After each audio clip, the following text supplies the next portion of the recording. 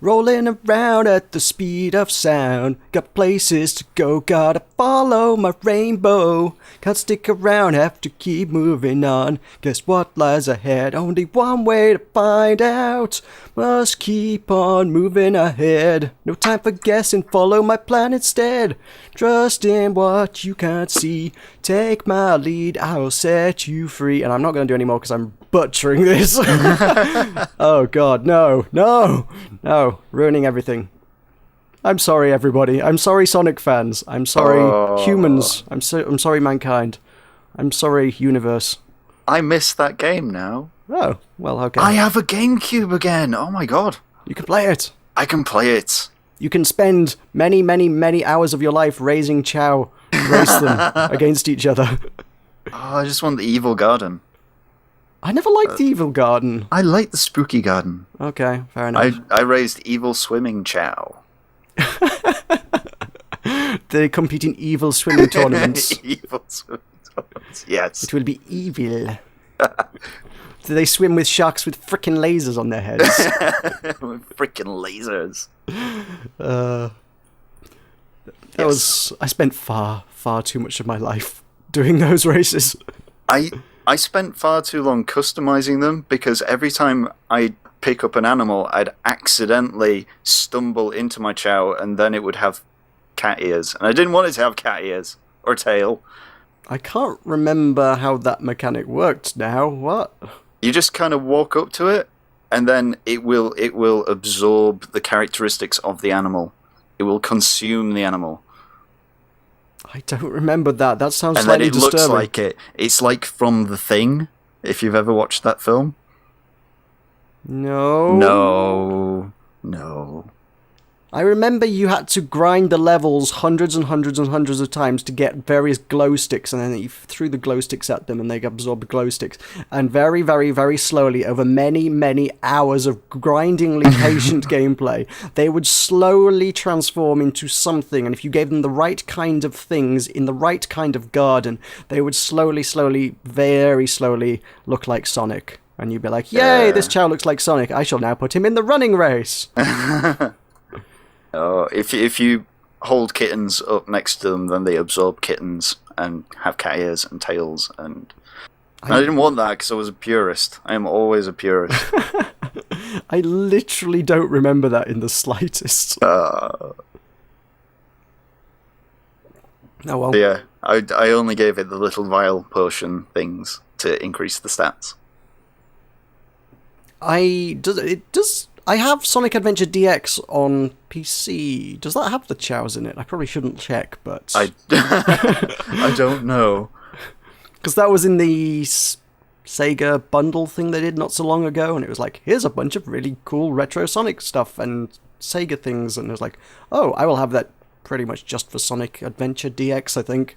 Yeah. But it did have some other stuff. I think there's Knights in there as well. Crazy Taxi, maybe? I'm not sure. But yeah. Anyway, that's... Welcome to Button Mash Podcast.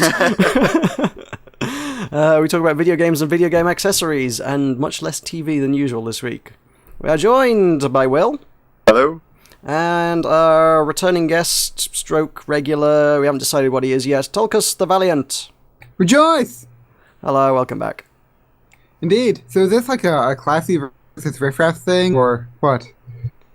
What, as in what, regular versus guest? Yeah. Well, I hadn't thought about it that way. I promise you that if it is the case, we won't look down on you quite as much as the riffraff get looked down upon. Oh, okay. Yay! We're not a I love you, classist system here. No, Huggles. We can bridge the class boundaries, and if imagine if I become elevated from being a guest to a regular. Like that's the American dream right there. It's That's a Marxist bridges utopia. Right. Okay. Well, then we just need to then transfer the bridge building across to the Strangeland server, where us poor riffraff are still discriminated upon on a daily basis. No. when have you been no, you have it off good, man. You have a riffraff center, you have a mushroom house. We classy people, we got to pull ourselves up by our bootstraps, yo. We ain't got nothing. Y'all are the privileged. Don't tell me about your yeah. I don't have no privilege. Fixer routinely exploits his rich privilege over me. Oh, how? Tell me how. How are you Well, being so-called exploited? Well, he gets to throw diamonds at me, and it doesn't cost him anything because he just has infinite diamonds because he's rich. I'm making shit up at this point. well, I have infinite diamonds too, and I throw infinite diamonds at you. Remember #originality? #originality. See, there you are. You're exploiting your privilege again. No, I'm rich not. privilege. I'm distributing. I'm not. To those less I'm not fortunate. privileged enough to be able to throw diamonds at people, and It's not a matter of rubbing it in my privilege. face. You're literally rubbing diamonds in my face, and it really hurts. But Stop rubbing diamonds in my face, it's not my Tulkas. fault. I'm just trying to lessen the what is it, the equality gap thing, the price. The income back. I'm just trying to lessen it by giving you, some spreading the wealth around us. Just, trying to make us all like equal with the #originalities. Yeah. And now my face is all cut up, and I look like that guy from the James Bond film that had all the diamonds that exploded in his face. And Oh my it's all god, your what fault. kind of villain was that? That was a terrible villain. I can't remember what the point of that was. I don't know. He had like some sort of facial reconstruction surgery thingy that then made him... Wasn't he unable to feel pain or something as a I result of it think or something? so. I think that was the gist of it. I might be wrong, but yeah. It's been a while since I watched that one. James Bond went downhill with Pierce Brosnan, unfortunately. Whoa! No. You I had will not have that. GoldenEye. GoldenEye was great. Yeah, and then... And then he did several other great films, and then they brought on some shit guy who's not nearly as good, and it's been all the way downhill since then. ah. I don't know whether that was... I'm not sure whether... are you agreeing or disagreeing with me on the Daniel Craig one? I think Daniel Craig is actually better. I think he's a good James Bond. I can't stand him, no. No? Or maybe I'm just liking it from a photography aspect, because it's a very well shot film. Fair enough. It just doesn't feel like James Bond to me anymore. It feels No, like it's just... very... It's not quite so much Q gadgets as I like. It's taken away a lot of the elements that made James Bond. It's just a generic action film, at least what I've seen of the stuff these days. Oh my god, you're talking about films. You have an opinion on film. Through my teenage years, I was the biggest James Bond geek you've ever met. I'm a teenager. Congratulations. Thank you for your valuable contribution, Tulkas. I love contributing. I'm a regular. I get to contribute. Well, what is your opinion on James Bond? Oh, I have never seen a James Bond film. Get out. My opinion on the latest film is that it was sort of that. I'm not sure about the casting, like the protagonist. Whoever played him probably did a pretty poor job, but like the soundtrack was probably really good, and like it probably had some really good visuals and themes. So on the whole, I'm going to give it a solid B-. Yeah. A preemptive B- before you've seen it. Yeah. Well, I mean, yeah. You say before as if I'm going to. Why would I want to see a movie when I have all the fun straight Flanders to watch, like Meroka on the Button Mash channel at youtube.com/Button Mash Empire, which people will already be watching this video on. But hey, good effort on the segue there. hey, never underestimate the foolishness of people. Maybe they didn't know, maybe they didn't know the full username or like the full URL. Like they might have just thought it was Button Mash or whatever. But no, I said Button Empire. So now they know that if they're ever in a time of need and they have nothing to the name but a library computer and like 30 minutes of internet, all they need to know is youtube.com/Button Mash Empire, and at least they can help you out. Okay, rub diamonds in your face. Yeah, there we go. There's that rich privilege again, a classy privilege. I can that works. I give you the #originality, and then you give them the #originality. Oh, Trickle down economics. Something like that. Yes. So, are you saying the viewers are now even lower ranked than the riffraff? Is that what you're implying here? So the way it works, okay, is There are three classes. You're classy there's riffraff regular, viewers. then guest, then classy, then riffraff, and button mash viewer. Wow. Then spelling viewer. So there you go, viewers. You are bottom of the pile. Go There's a subscribe to hierarchy, Tulkas the man. Valiant. He thinks The very caste highly of you. system. I love them, but they're kind of simple-minded, not to. I mean, we don't want to be mean, but like it's true. Come on. Wow. You are listening to us drivel, after all. This Exactly. Yeah, okay. I mean, suddenly let actually me talking a lot of sense. Let me answer you this: if you weren't simple-minded, then why would you still be listening to this podcast? Am I right? The man makes a very good point. The man makes a very, very compelling argument. Oh. Should we talk about video games? No. Before we alienate anybody else.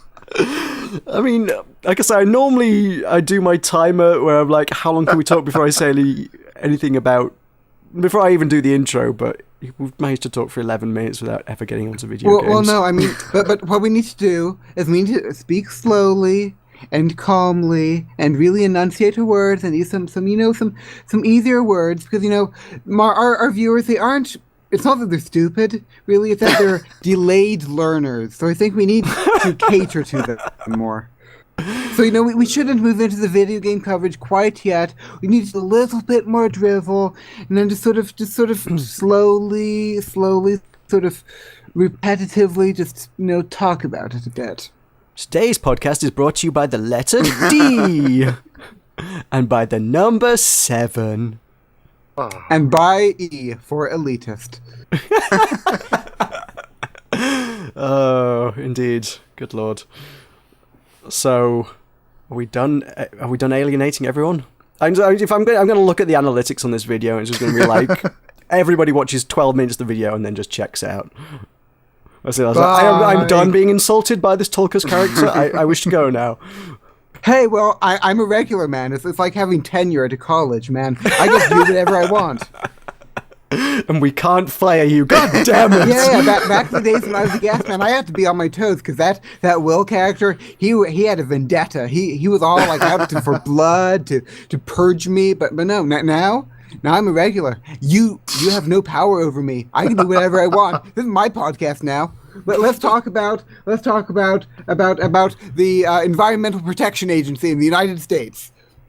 What have you done, John? What have you done? I'm sorry. You gave him power. I didn't know. I didn't know. Incarnate. Oh god, we're all ruined. It's just like electing David Cameron all over again. This is what happened when we elect people. Let that be a lesson to you kids. Never elect anyone. Never vote. Never vote, kids. Like you were going to vote anyway. Hey, when our options are bad or awful, I don't think there's any reason to, but hey. British politics, yay. Anyway, moving on from British politics. Video games. Will, what have you been playing? Bioshock Infinite, Burial at Sea.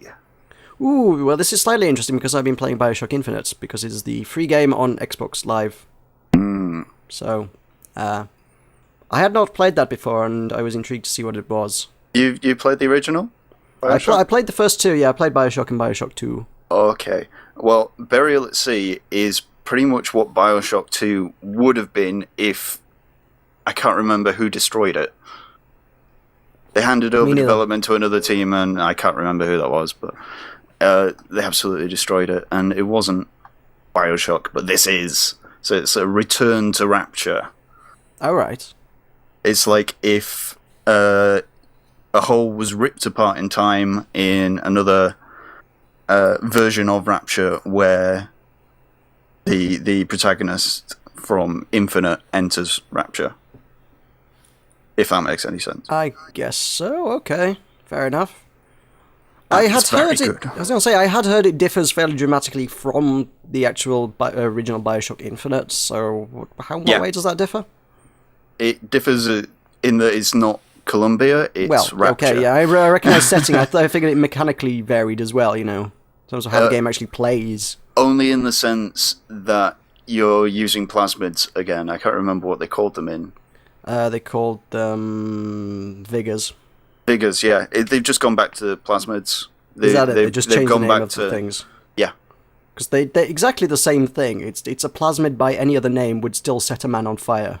Exactly. And but they're using the guns and the air hook. I forget what it's called. I don't know what it was either. Where you do the skyride thing. I know what you mean. I can't remember what the name of it is. It's just that thing that rips people's heads off. Yeah. Well, you get to use that in Rapture. Fair enough. Does it work on a Big Daddy? I haven't met a Big Daddy yet, actually. I'm still in episode 1. Oh, really? They did, episodic DLC? They did 2 episodes. Oh, right. Ah, okay. So, yeah, I'm very much enjoying being back in Rapture in this kind of not quite shiny new, but still desolate gorgeousness. Fair enough. I mean, going through the actual Bioshock Infinite, it just seemed like so far so familiar. Shoot a bunch of guys, get shot up a bit. Oh no, now I need to spend the next 5 minutes scavenging through every box everywhere for a couple of dollars and a few chocolate bars to get my health back up. Oh god, what am I doing? There's a bin, let's scrape through the bin, let's see if anybody's left a bottle of soda in the bin for some reason. Oh, and there's $5 at the bottom of the bin. It's like, I enjoyed the first Bioshock, and for some reason I plowed through the entirety of Bioshock 2, and I don't recall particularly enjoying it to any great extent. No. I don't know. I don't feel like... I feel like it's one of those games that didn't necessarily need more of it. No, and I feel like 1 was enough, and going back and doing it again, I'm just like, this is... I don't feel like this is really terribly compelling anymore. If they'd left it at 1, it'd been... Bioshock is the only Bioshock they ever made. I'd have been happy with that, I feel. I wouldn't have been. Okay. Fair But enough. I'm glad that they didn't just leave it at 2. I think Infinite, because I feel very immersed in first person shooters like that, like Alien Isolation as well. Yeah. They're games to be immersed in. I love the environment. I love the story. I love the soundtracks because they're all really retro. And I later on in Infinite, will you still be able to play it? No, you're on like a free trial thing, aren't you? No, I've got the game. Oh, you've got the game. It's Brilliant. games with gold. Yeah, once you've got it, you've got it. As long as you keep paying for Xbox Live. So Right.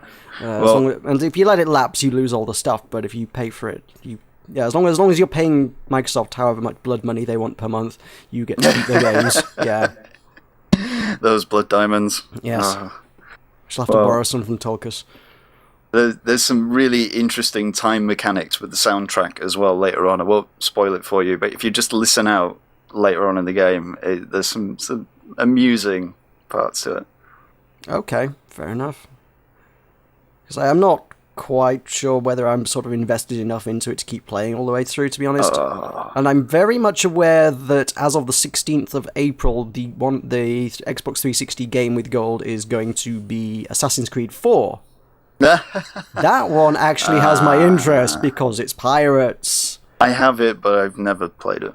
I've been umming and ahhing about buying that for the longest time. With Raven's Cry potentially on the table, I've been like, should I get it? Shouldn't I get it? I've heard it's a good pirate game, but the Assassin stuff's supposed to be pretty shit because it's just whatever. It's a good pirate game ruined with Assassin shit.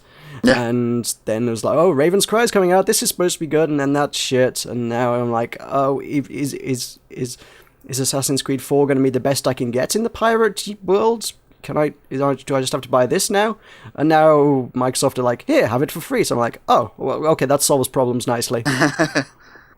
I'll play it after I gather the will to play the game before it. I don't particularly want to miss out on a lot of story. Like I say, I mean, I'm not invested in the Assassin side of things, so I'm not bothered about playing. I mean, how many games are there before? I mean, I guess there's 3 main stories, and then they've done how many side bits? So two or three in between that, I think. It is essentially like the 7th, I think, probably Assassin's Creed game. Yeah, I think it might be like the 7th Assassin's Creed game. It's like, I'm not playing the first 6, God no. I think I've played 3 of them. Especially as the first ones don't have a pirate ship, so no dice. Yeah. If it doesn't have a pirate ship, I'm not sold. Sorry. All things must come with a pirate ship for me to be sold on them. You may be confused at the latter end of the game. What? Which game? Assassin's Creed 4. Oh, really? Why? Yeah, because there's like sci-fi elements. Oh, right. I know vaguely what the concept of the Assassin's Creed universe is, I just don't know exactly what any of the details are. Right. I would have hoped given that it's been around long enough, I would have hoped they would, provide enough context to make them reasonably standalone. That's kind of weird if they would sort of expect you to have been playing since the first one. Because, Christ almighty, when was the first one? That's going back a bit at this point. Long time ago, I had that on console. On console? Yeah. Name console, there have been many consoles. Possibly. I only had two consoles, so it was either PS2 or... The first one was in 2007. PS2? Which would have been... No, it was PS3. PS3 360, yeah. Then it was on 360. Sorry, Tulkas, what was that? It's after Rome Total War was released. Most things are after Rome Total War was released. Sorry to break it to you. That's retro. Like Rome Total War, defined the new era of life. Before it carved out new civilizations. After Rome Total War, and that is how we define our world. But anything that comes after Rome Total War is modern, therefore it is modern, and anything that came before Rome Total War is ancient. Okay, noted. Was it not all on sale? All the Total War stuff was on sale this weekend, wasn't it? Yeah, I know. I think it was, yes. Yes. So you. Shame we didn't record this yesterday, or you could have spent a lot of time promoting the Total Wars franchise. Or at least the specific game that you want. I can still do that. So, Rome Total War is a good game, and you should buy it, yeah. You should buy it now that it's back at full price instead of the heavily discounted price that it was at yesterday. I've seen it on sale for $1, so... Yeah, that's where I got all my Spiral Knights stuff from. And they were have a game for $1. It comes with a hat. I was like, I'll have a hat. Well, it's because it was made in 2006, so it's not a terribly expensive game, you know? But still the best game. So, if you want value for money, the My Rome Total War is really, really cheap. But boy, nothing is ever going to be as good as Rome Total War. Not even medieval Total War. No, not even that. And I spend my life trying to convince these infidels of that fact, but alas. Not even the new one, the Attila Total War. Is that not? No, worthy? No. Nothing is worthy. No, nothing. Rome Total War is life. It was like the Neil of 2006. References that are going to be lost on a lot of people. No, hey, the button mashers are Capelites. Are they not Capelites? Why would they they face their struggles in life, trying to understand all the big words that people use on the news and stuff, and they turned to capitalism, and capitalism told them that they may not be quite as the sharpest tools in the shed, but they're accepted and they're loved by Neil, and they love him, Hey kids, today's podcast is also brought to you by the religion capitalism. Neil is God, Neil is life, Neil is everything. Well, I'm glad we cleared that up. So indeed. I'm sure we were somewhere. Where were we? BioShock, I feel. No, Assassin's Creed, that was it, wasn't it? Oh, yes. We moved on. Well, okay. Moving on then. Anything else anyone's played? Tulkas. You must have played something, surely. Oh, yeah, I played Minecraft. And fair enough. Yeah, it was fun. Modi and Pest and I were on, and Pesty gave me gills. So I got to got to sing a 3-minute long song, because that's how long the potion was. So it'll go up on my channel at some point. And it was me swimming in an ocean off the pier, singing a song that goes as follows. I am a fish, glub, glub, glub, glub. I am a fish, so happily. I am a fish, glub, glub, glub, glub. I am a fish so merrily. The Tulkas Valiant channel was a very special place with a very strange sort of humor. But yes, I suppose if this this is the Tulkas segment, I suppose. So welcome one and You all want it to be? to the Tulkas segment, where we discuss Hearthstone and politics and history and the life of Tulkas the Valiant. Champion of War, Laughing Warrior, the quintessence of scatterbrain derpiness. So this week was a very sad week in the life of Tulkas the Valiant, because the home state of Tulkas the Valiant, the great cornfield land of Indiana, received national news in a way that it has never had since, like, the Super Bowl or something. However, it was a very sad time, because the national news that it received is because the Indiana State Legislature, in all its great glory, passed an anti-gay bill to like hating the gays, and like apparently now stores have the right to refuse service to gay people and like have the right to discriminate against gays. And I don't know what they expected, but like the entire nation of the United States of America has converged on them.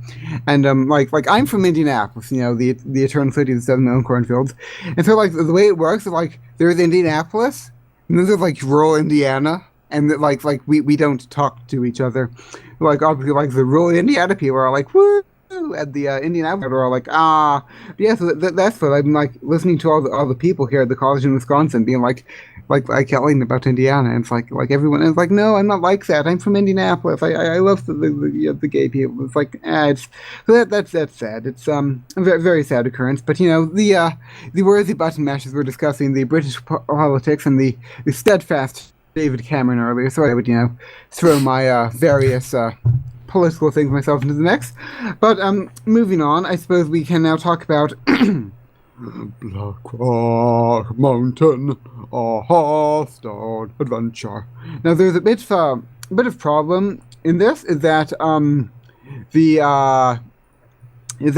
the new Black Rock Mountain cards are being released literally like now, like during the Tulkas the Valiant segment. There are new cards being released. So you're just going to cut off mid-sentence to go download cards. Oh no! I mean, well, no. The expansion itself releases in 3 days, 2 or 3 days. It's just the cards that are being released now. Well, we can talk about those cards now, yeah, maybe. Can we? Well, I mean, is that a thing we can do? Well, yeah. I mean, if there are like 29 cards, and I assume that you don't want me to go over each card individually because. Well, if there's any interesting ones, it might be interesting to talk about. Are you who's in control here? Is it me? Is this the Tulkas segment, or is this I was hoping Meroka I'd wrested control of my show back from you, to be honest. No. This is the Tulkas Valiant segment, and it's also a podcast, and a little bit of back and forth would be nice. But well, yeah. No, you see, this is like my time. Fine. I don't. Hey, yeah. I have a slight interest in Hearthstone, and I'm intrigued by the new cards. So let's do that. Let's go through the cards. If you can tell me where to find these new cards, let's do it. Where to find the new cards? Well, yes. I guess you find them like you find them. Okay. The r/Hearthstone, the Hearthstone Reddit, and then the second link from the top is the link currently is Black Rock Mountain, all revealed cards and info compilation. All right. And if you go there, there's still a few cards missing because, as I said, they are being released literally as we are talking. Right. But I suppose if we refresh them, we'll have more of them. But if you want to do that, then I would sort of discuss a bit about sort of like the game design and the balance of Hearthstone. Now, Hearthstone has had 3 expansions so far. Curse of Necromus, Goblins vs. Gnomes, and the Black Rock Mountain. And obviously, I am not the best player of Hearthstone. All the big pros have been giving their opinions, whatever, and I'm not the best. And also, I'm like, obviously, we can't go too in depth because, like, there's always a chance that Meroka may attempt to overthrow the Tulkas segment.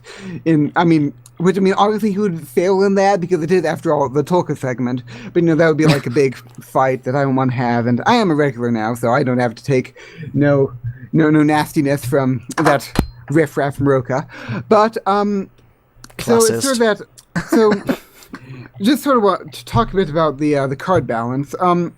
Next Ramus, when Next Ramus was released, it was the first adventure, and it had a massive amount of really, really, really, really powerful cards. It only had like 31 cards or whatever. They had Loatheb, Haunted Creeper, Undertaker, Nerubian Egg, Dark Cultist, a couple others that I'm forgetting that are Shaded from Necromus, a few other like really, really powerful cards that are like really sticky minions that sort of launched the whole Death Rattle theme into existence, and then like when Undertaker nerfed, the whole Death Rattle theme like stopped being. There are a lot of cards that are relevant today. And then, like, there was Dark Cultist, which was, like, one of the most powerful cards, class cards ever. And then, like, when GVG rolled around, the cards GVG set weren't really that powerful. Like, there's obviously, like, there's Dr. Boom, obviously, which is massively powerful. But besides Dr. Boom, there's Piloted Shredder, Shield Maiden. So really, sort of that, there's a massive amount of power creep for Christmas Games, and not as much for, the GVG, and then sort of for the new thing here, Blackrock Mountain. I mean the original card that were released before, like the ones that are being released now, all sort of sucked. Like there was the old new sort of fire elemental-ish minion. Of like sure. I mean right now of the ones that have been released, Emperor Thracian. For one, if you can see that in Meroka, then that's very, very, very, like, that looks just like stupid overpowered.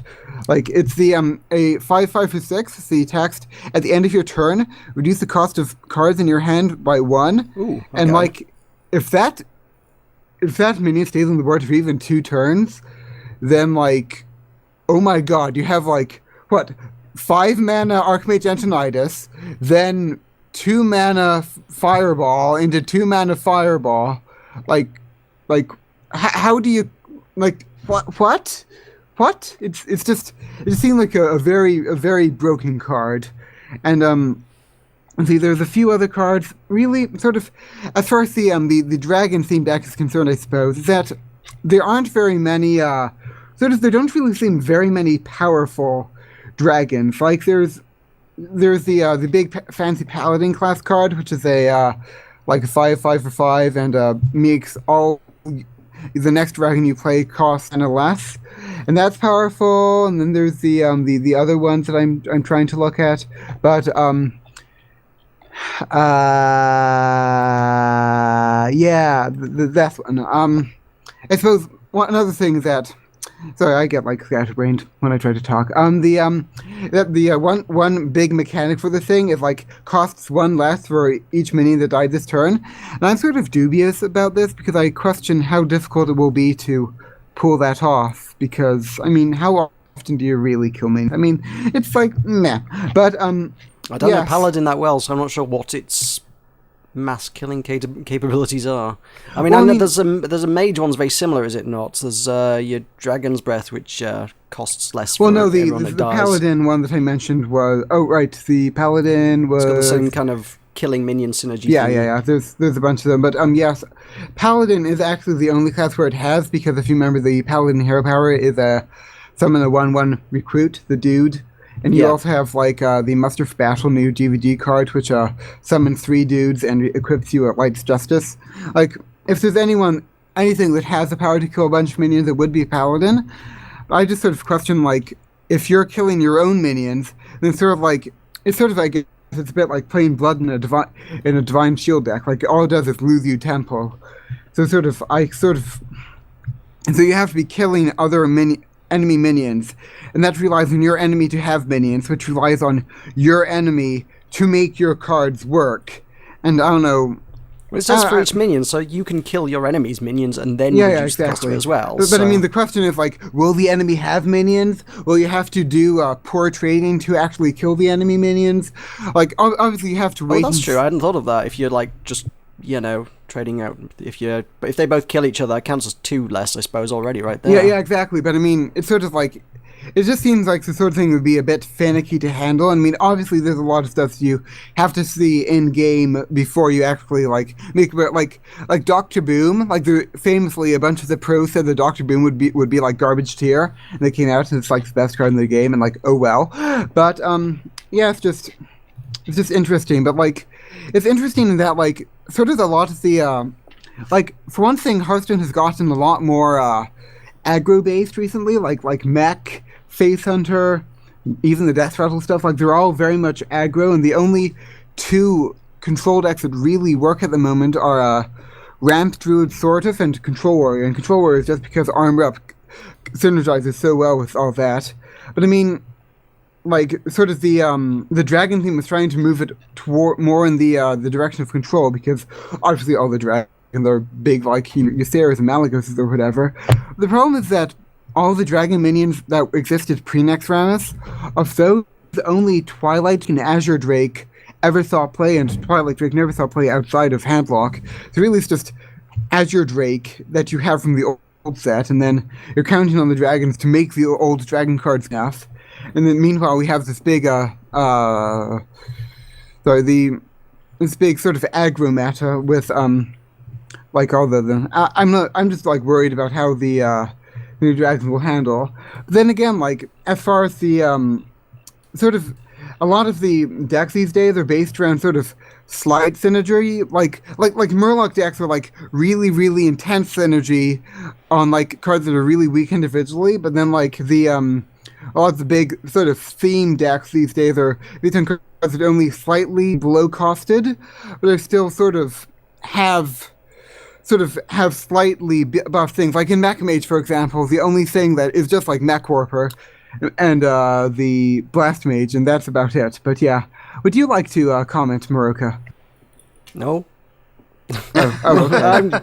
A lot of it I'm lost in, to be honest, because I'm not up on enough of the mechanics. So I quite like browsing cards and seeing things and going, ooh, that looks interesting. Ooh, this looks interesting. Ooh, this looks interesting. Do you have got an interesting one? That's got another one that's for minions that died each turn. The Volcanic Lumberer, 7/8 for 9 with taunt, and you can reduce the cost based on killing things. That sounds really potentially potent. But I mean, in a way, it's a bit like the Earth Elemental, and Earth Elemental is pretty bad. So I mean, it is it has the same stats as Earth Elemental, but I don't know, it's just. Again, it's the potential to make it much cheaper though, and get it out much earlier in the game. But you mean you trade 2 minions into each other. Now it costs it's 7 mana, and now it's a 7/8. Like we already have the Ancient of War, which is a 5/10 for 7.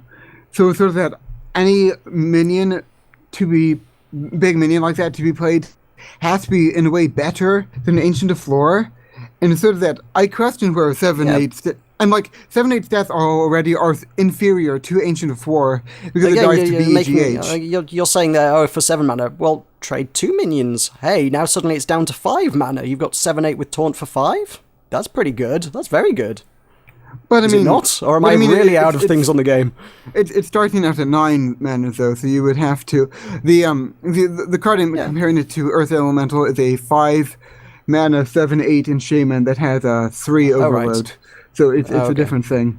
But it's sort of the problem with Volcanic Lumber, and really the big problem with everything, is one card, Big Game Hunter. Because Doctor Boom has put Big Game Hunter, which is the card that's a 3/4 for 3 that has battle cry of display an enemy minion if it has 7 attack or more. Like GVG and the ubiquity of Doctor Boom has put Big Game Hunter in every single deck. So I mean that sort of like really does punish all the new big sort of high mana cards. So it's just like you have your Volcanic Lumberer and it gets BGH'd. Oh well. It just seems like the minion died each turn mechanic just seems really finicky and inconsistent. Well, maybe good for gimmicks, which is kind of, as I've said, is kind of what I like about the game anyway. So yeah, perhaps, and maybe this will get Meroka back into Hearthstone. Oh, how happy that would make me! Tell you what, if they were offering the first wing up for free like they did with Nexramas, that would very much sweeten the deal for me. But alas, they are not. They're not. No, you got to buy the whole thing. But it's a shiny card back if you pre-order it. Yeah, I mean, I didn't. I've got the pre-order pirate it, one though, so I was like, I'm not really going to change from the pirate one because pirate Yay, one. pirate! That's Yeah. exciting. I would never ever need any other card back. I don't think. I Has wish a that wheel on it. I wish that you had. I wish that you had your account in NA, so I could like friend you, like watch you play and like spectate you, and your little Meroka card shuffling around. You'd be so adorable. I'm rather glad I'm not in NA. Because Aw. it sounds like I would have gained a stalker if I did. No, I love you, Meroka. I love you. I rest my case. No, like just like how I love Will. Okay. My Valentine, you know? You can be accepted into our Valentine love. Besides, isn't it April? Will can be my Valentine, and you can be my April Fool's Day prank. I don't know how I feel about being a prank. That would be okay. wonderful. I could like introduce you to people and be like, "Hey, this is Meroka." And they'll be like, "April Fools!" And they'll be so confused. Okay. Let's talk about some stuff I played then. If I may, if I'm allowed. Am I permitted? Yes, I hereby relinquish control of the Button Mash podcast to its meaner and lesser supposed host. Sweet. That's what I wanted to hear. Discourse. Oh my god, I've been playing so much Discourse, you guys. You cannot believe how much Discourse I've been playing. Discourse. Did we talk about this? I think we briefly touched on it last week because it was in the releases, and I was like, oh my god, I'm so hype. Familiar? It's essentially the plot of Lost. It's a plane crashes on a desert Oh, island, yes. and you are one of a bunch of survivors, and you need to try and survive on the island.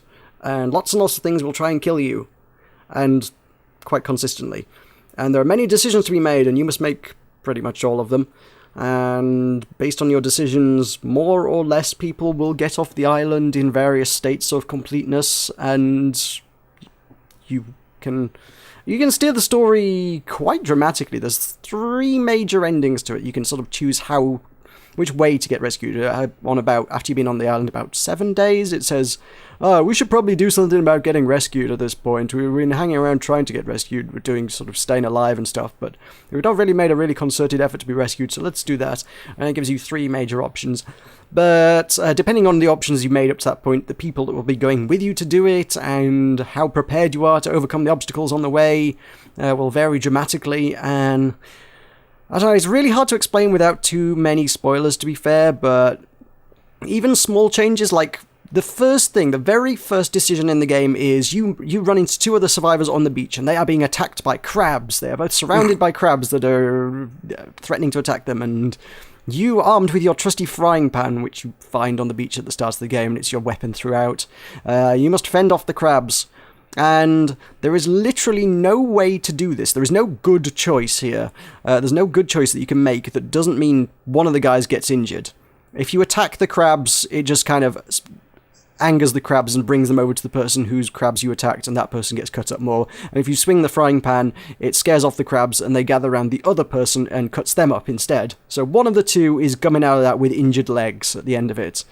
And then that dramatically changes various things along the way. If you try, there's one of the rescue options is, we can climb up the mountain in the center of the island.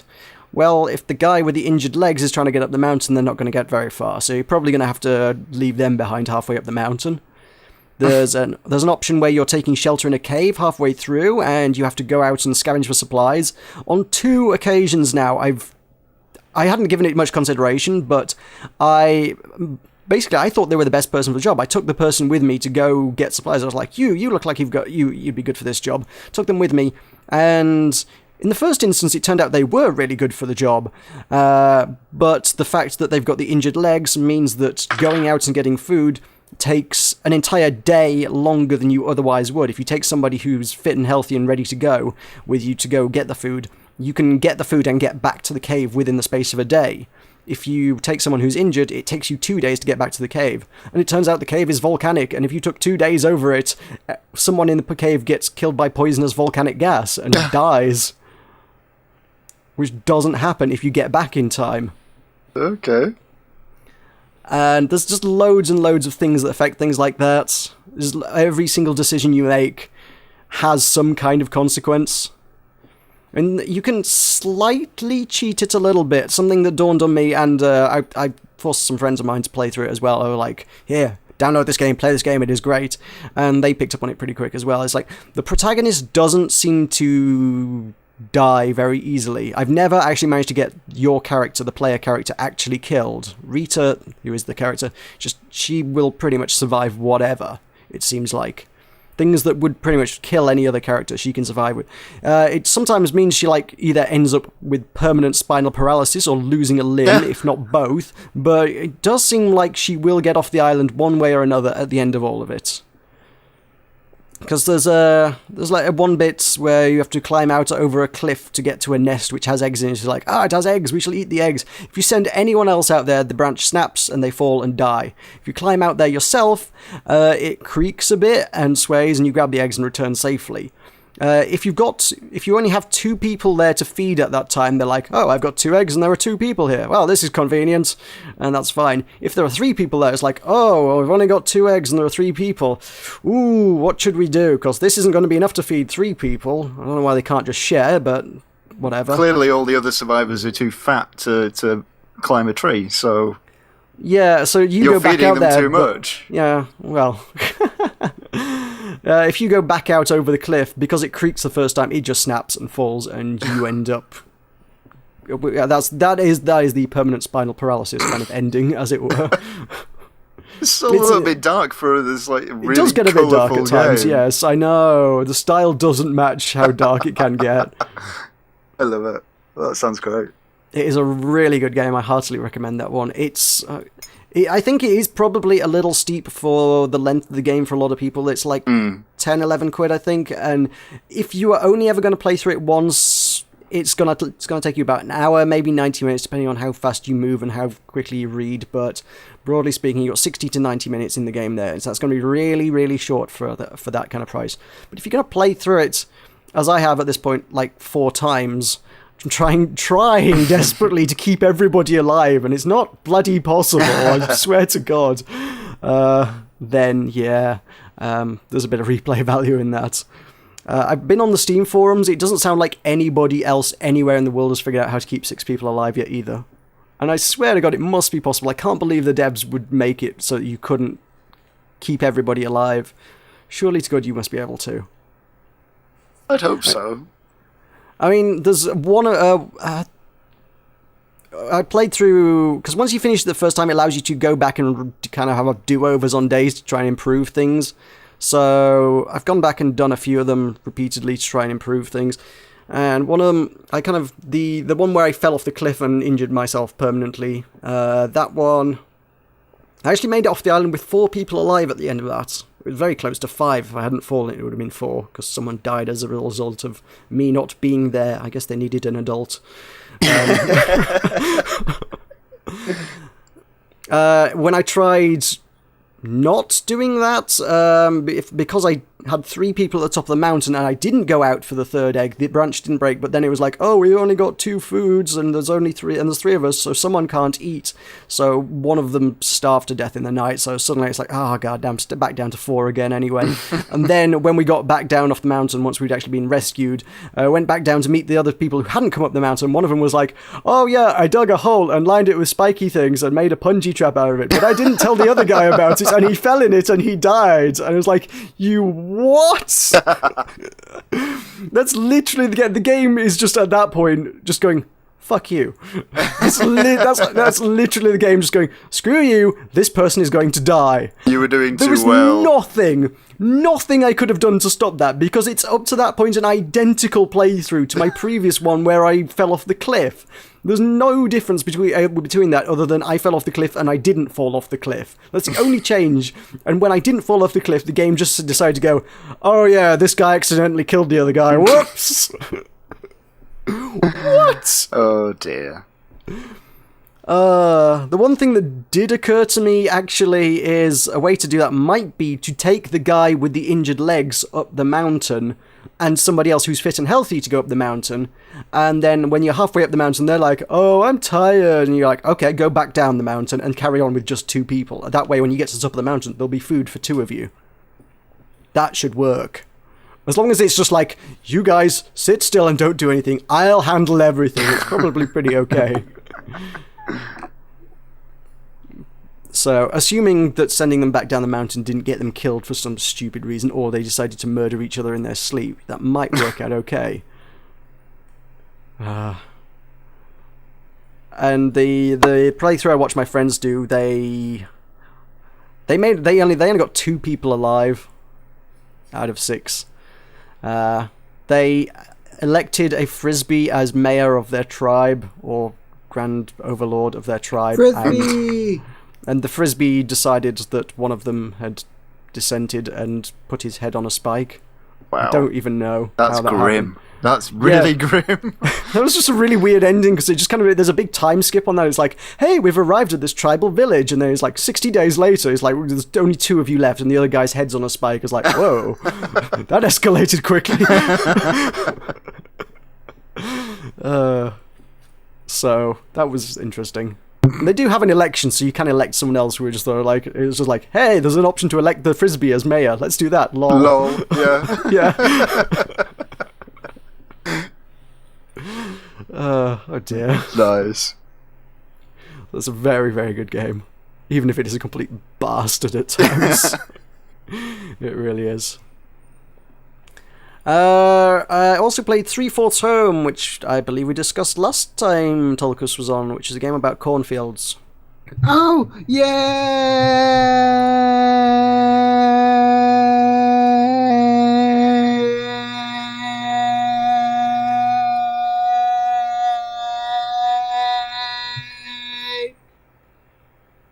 I take it you're pleased with this turn of events.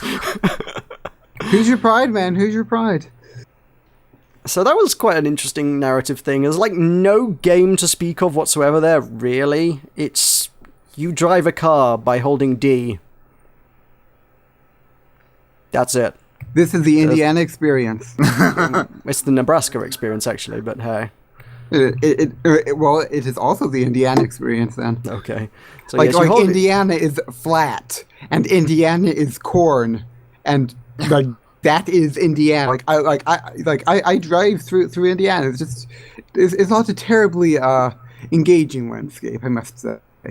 But Fair we enough. do love it for the corn, the love, and the hearts, and the yay. So yeah, this is it's mostly the conversation on the phone is the meat of it. It does show the car driving past the cornfields and things, and there is a storm going on, and you can turn the headlights on and off on your car if you want, or the wipers, which seems extremely dangerous to do in the middle of a storm, but there are options and you have them there. That's about as much as you can do with the car. When you remember- stop driving, time stops still for some reason. I remember Kurt played a game once a while back. You're thinking of was like- Glitchhikers. Yes, that one. I know exactly what you're thinking of. Yes, I played that one myself. That's a bit Is, weird. is it similar? It's not as weird. I see. It's more personal. It's about personal relationships with families and stuff. It's a girl who's in her mid-20s driving, who's been forced to move home because whatever Yay, career didn't work girls. out after college and things.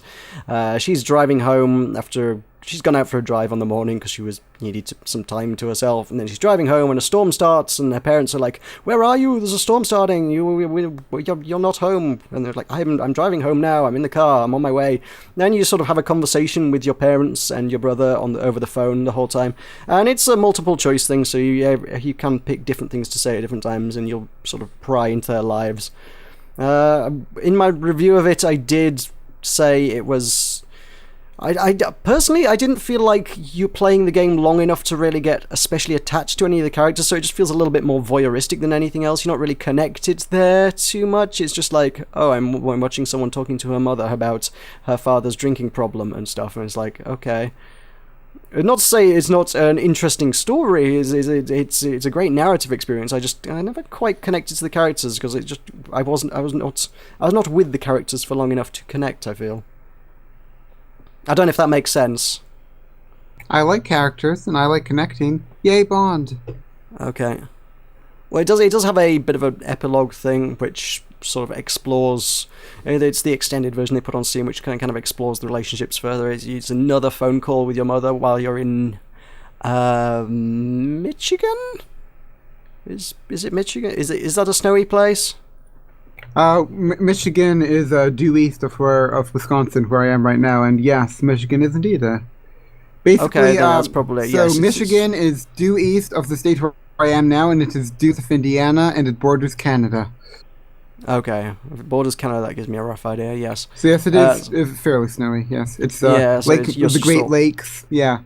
You're sort of walking home through the snow, talking to your mother in that one. And Yes, Chicago is at the low point of Michigan. Yeah, it's kind of a weird one to explain because it's like there's not much there. I think it's if you're into the kind of game which is like kind of artsy, narrative heavy, it's actually a pretty good one to check out.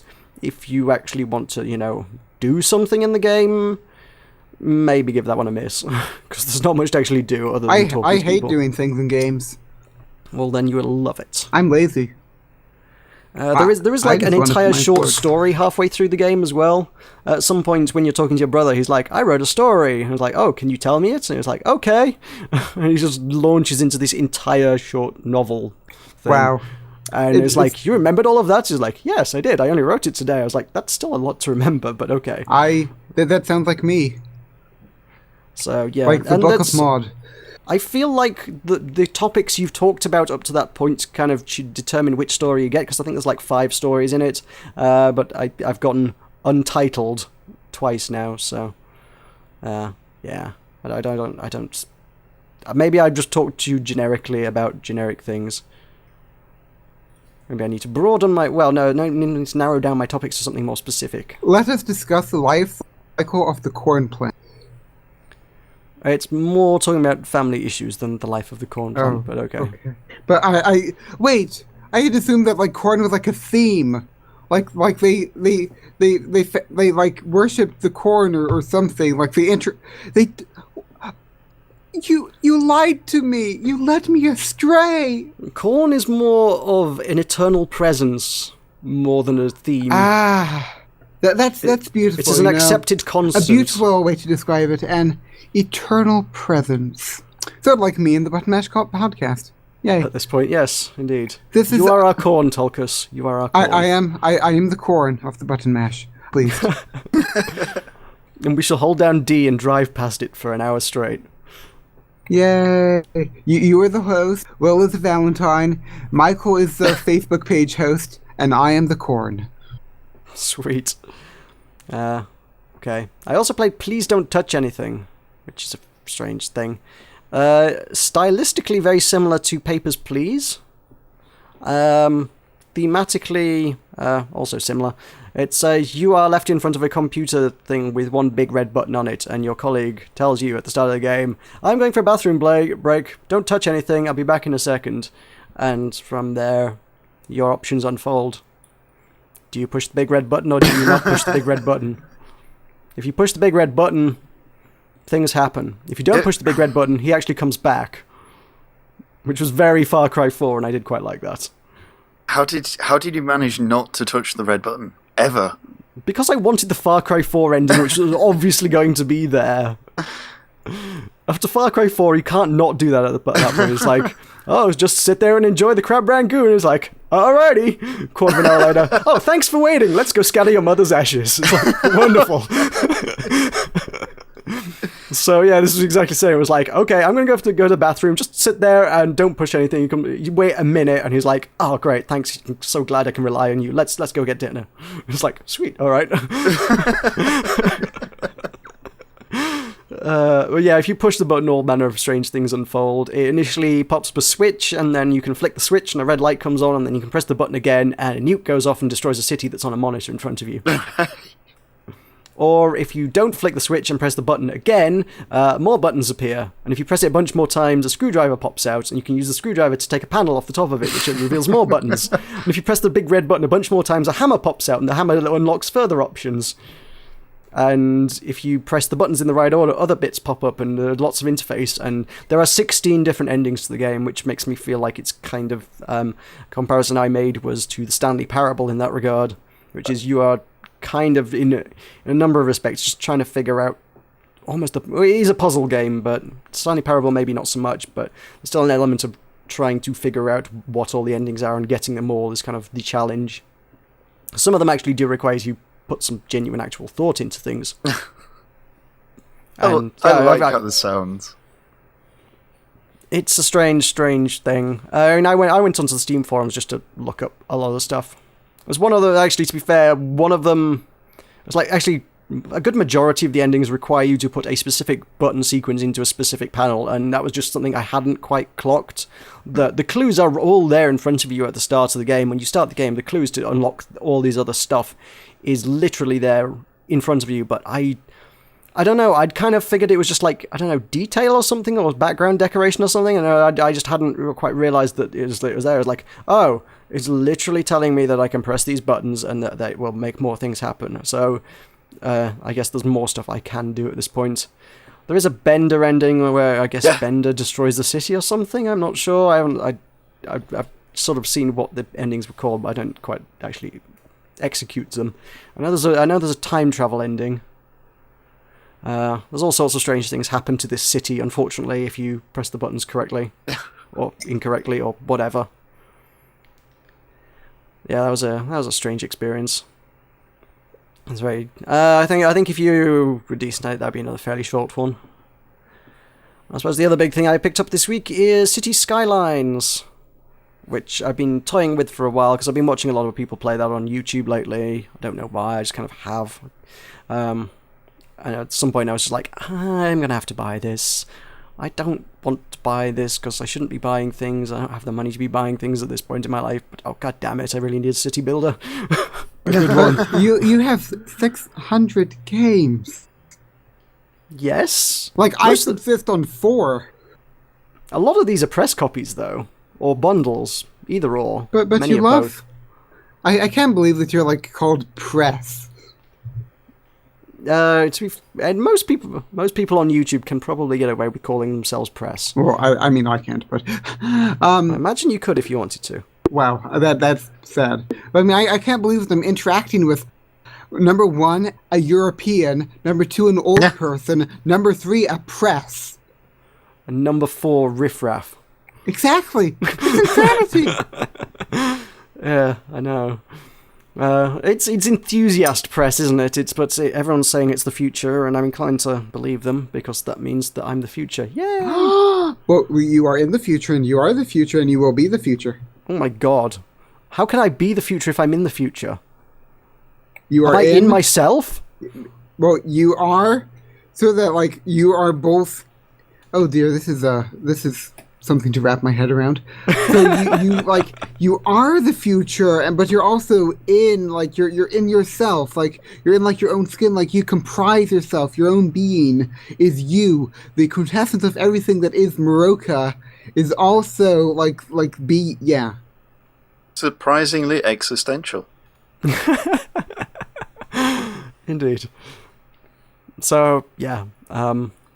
I'm press, according to a lot of very small indie developers who will take any exposure they can get, and therefore they send me games so that I may give them exposure. It helps that I do actual critique on my channel, I think, but which kind of elevates me a little closer to the status of press than many people, because I'm, actually doing a genuine... I hesitate to use the word review. I frequently use the word review or even review to describe what I do, but it's first impressions is what I do, which is not a review technically, but it's in the same kind of ballpark, and therefore I tend to use it as a kind of a catch-all term. So, I want to do a review. Do them. It's, well, if they give me a free game for it, then I will. Well, just ask. Many will offer quite gladly. But I mean, then I'd have less time to mine quartz. Yeah. But yeah, getting into reviews, I don't know. It seems like it's one of those things that I've seen a lot of YouTubers do. There's a lot of people, they'll build up an audience doing Let's Play, and then they're like, oh, I've got an audience, I can do reviews now. And it's like, well, it's not a skill that takes a lot of learning to do, but it is a skill that takes some learning to do. I think just jumping in and doing it, you'll see a lot of people do it badly. I don't want to pick any names, but I've seen a few people who've just built up quite a significant audience just doing Let's Plays, and all of a sudden they're like, here's my first impressions of this game, and they'll and and be really vague about it, and they'll say lots of really negative things about the game at the end, and it's like, no, but it's a really great game, honestly, you should totally buy it. And it's like, you're contradicting yourself, and you sound like you're terrified of offending the developer, which is, not a very honest review.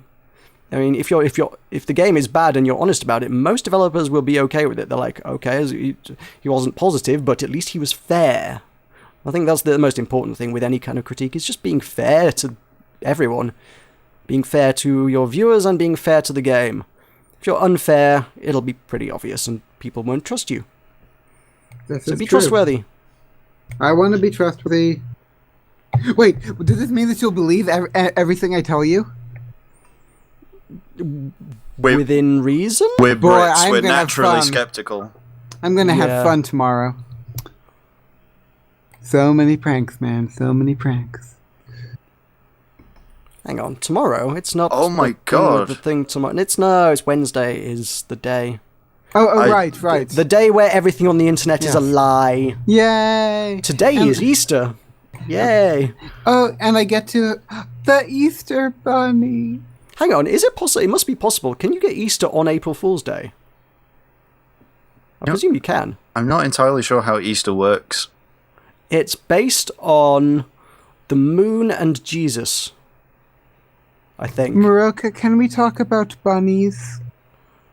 Only in relation to video games. Oh, what We can- what we are can talk some about video games that with feature bunnies, bunnies. in them? Okay, what? Give example. There were bunnies in Red Dead Redemption. You could shoot them. That's I don't know why that's the mean. first example that sprang to mind. I was like, what games have a rabbit There in was them? there were bunnies in the last video Neil posted to his channel. I suppose there are in Minecraft, yes. They were so happy. And we venerate Neil. So there. And by we, you mean you. No, we the Kepolites. Oh, okay. There's me, Neil, Chopper, and the Button Mash podcast viewers. Sweet. Okay. That comprises the Kepolites. Yeah. Fair enough, okay. So effective, you didn't know you were already indoctrinated. Indeed. No, I told They're them just that earlier. good. I had a rant earlier, remember? I told them. I think Will tuned out. Aw. Remember, this was when I insulted them, and then I convinced them to join my religion? Yeah, it's a recruitment strategy. It works. Brainwashing. Was I brainwashed? Brainwashed worked. into being my Valentine. Was that a bird call? It was a Tulkas call. The Tulkas experience. The mating call of the Tulkas. It sounds like birds in corn. Aw. Okay. City Skylines, can I talk about that a little bit? Yes, I mean, please. what I've Okay. seen of it, because it does crash my computer a lot. Which is strange. It's an issue with my computer, not with the game, I think, but I've had 2 blue screens of death now while trying to play that game. It's like, oh, this is disconcerting. I'm not sure what's causing that. I think it might be the memory in my computer. Something might be screwy with it, but I don't know. The last time I had this issue was a couple weeks back when I had far too many Chrome tabs open and that blue screened as well, and I was like, oh, this is not supposed to happen.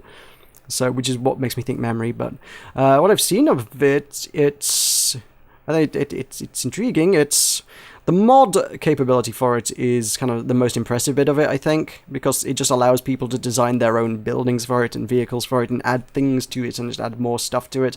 And like after even like 20 minutes gameplay, I'm already like on the Steam Workshop and I'm like, oh, I want that one and I want that one and I want that one and I want that one. I'm just adding mods to the games like this and this and this and this. It's like, oh, this one lets you be first person view, so I can just click on a person and see the world through their eyes. And that's great. And then the game by default allows you to plan all the vehicle routes, like the bus lines and stuff, but it doesn't let you. It's really confusing because it's all the same color. So if any buses take the same route for a little bit of the path, it just merges into one big blue blob, and it's like, I can't tell what's going where. And then there's a mod that's just like, now it's color coded, and it's like, sweet, that's so easy. And what else have I done? There's because the first time it blue screened after I'd been playing a game for like half an hour to an hour or so, and I hadn't saved my progress because I didn't realize it didn't autosave. There is an autosave mod. Thank God for that. Oh my God, that's a lifesaver, absolutely. So mods are fixing all the things in this game. If there are any issues, somebody out there has already fixed it. It's amazing. There's a bunch of graphical upgrades as well. There's one that's like, here's a mod that adds ambient occlusion to the game. It's like, what? This mod adds God rays. Like, what? This is crazy. You can just make the game look better. Like, it's only been out 3 weeks. How is this all... This is incredible.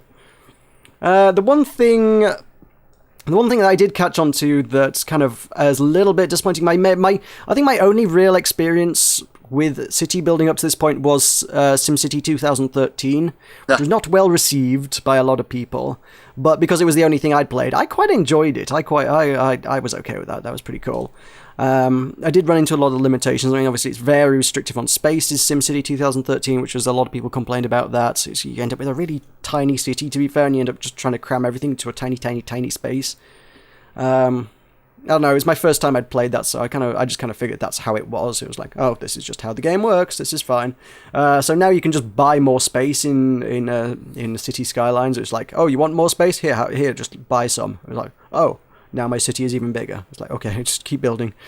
But the one thing SimCity did do well was kind of the modular buildings, which meant that if you put down something, you could just add more stuff to it over time, and it would just get bigger and better and more interesting and expansive. And like, you just like, okay, well, for starters, we've got a tiny little town, and all I need is a really little fire station just to maintain, just to keep order and things. Just have a couple of fire engines just ready on standby, just in case the worst should happen. And suddenly, growing bigger and bigger and bigger, I was like, oh, going into a bit of metropolis going on here. It's like, I can just add more sheds that to house more fire engines. Like, suddenly it's like, oh, I can have 4, or I can have 6 fire engines now. I just make it bigger. It was in the Cities of Tomorrow expansion they did for it. It kind of added like the Academy, which was this grand super university thing, and you added the nano engineering wing and the structural engineering wing, and and I don't know, particle physics wing and stuff, and you just added extra chunks onto the building, and it just increased its capabilities and added more stuff that it could do. And I really liked that. You just add more things to the building, which is really cool. That's not in City Skylines. I'm a little bit disappointed about that, because that was something SimCity did really, really, really well. That I really liked that. Just that ability to make your buildings better was just really cool. I'm trying to think what else there was, but those are the 2 kind of ones that sprung to mind.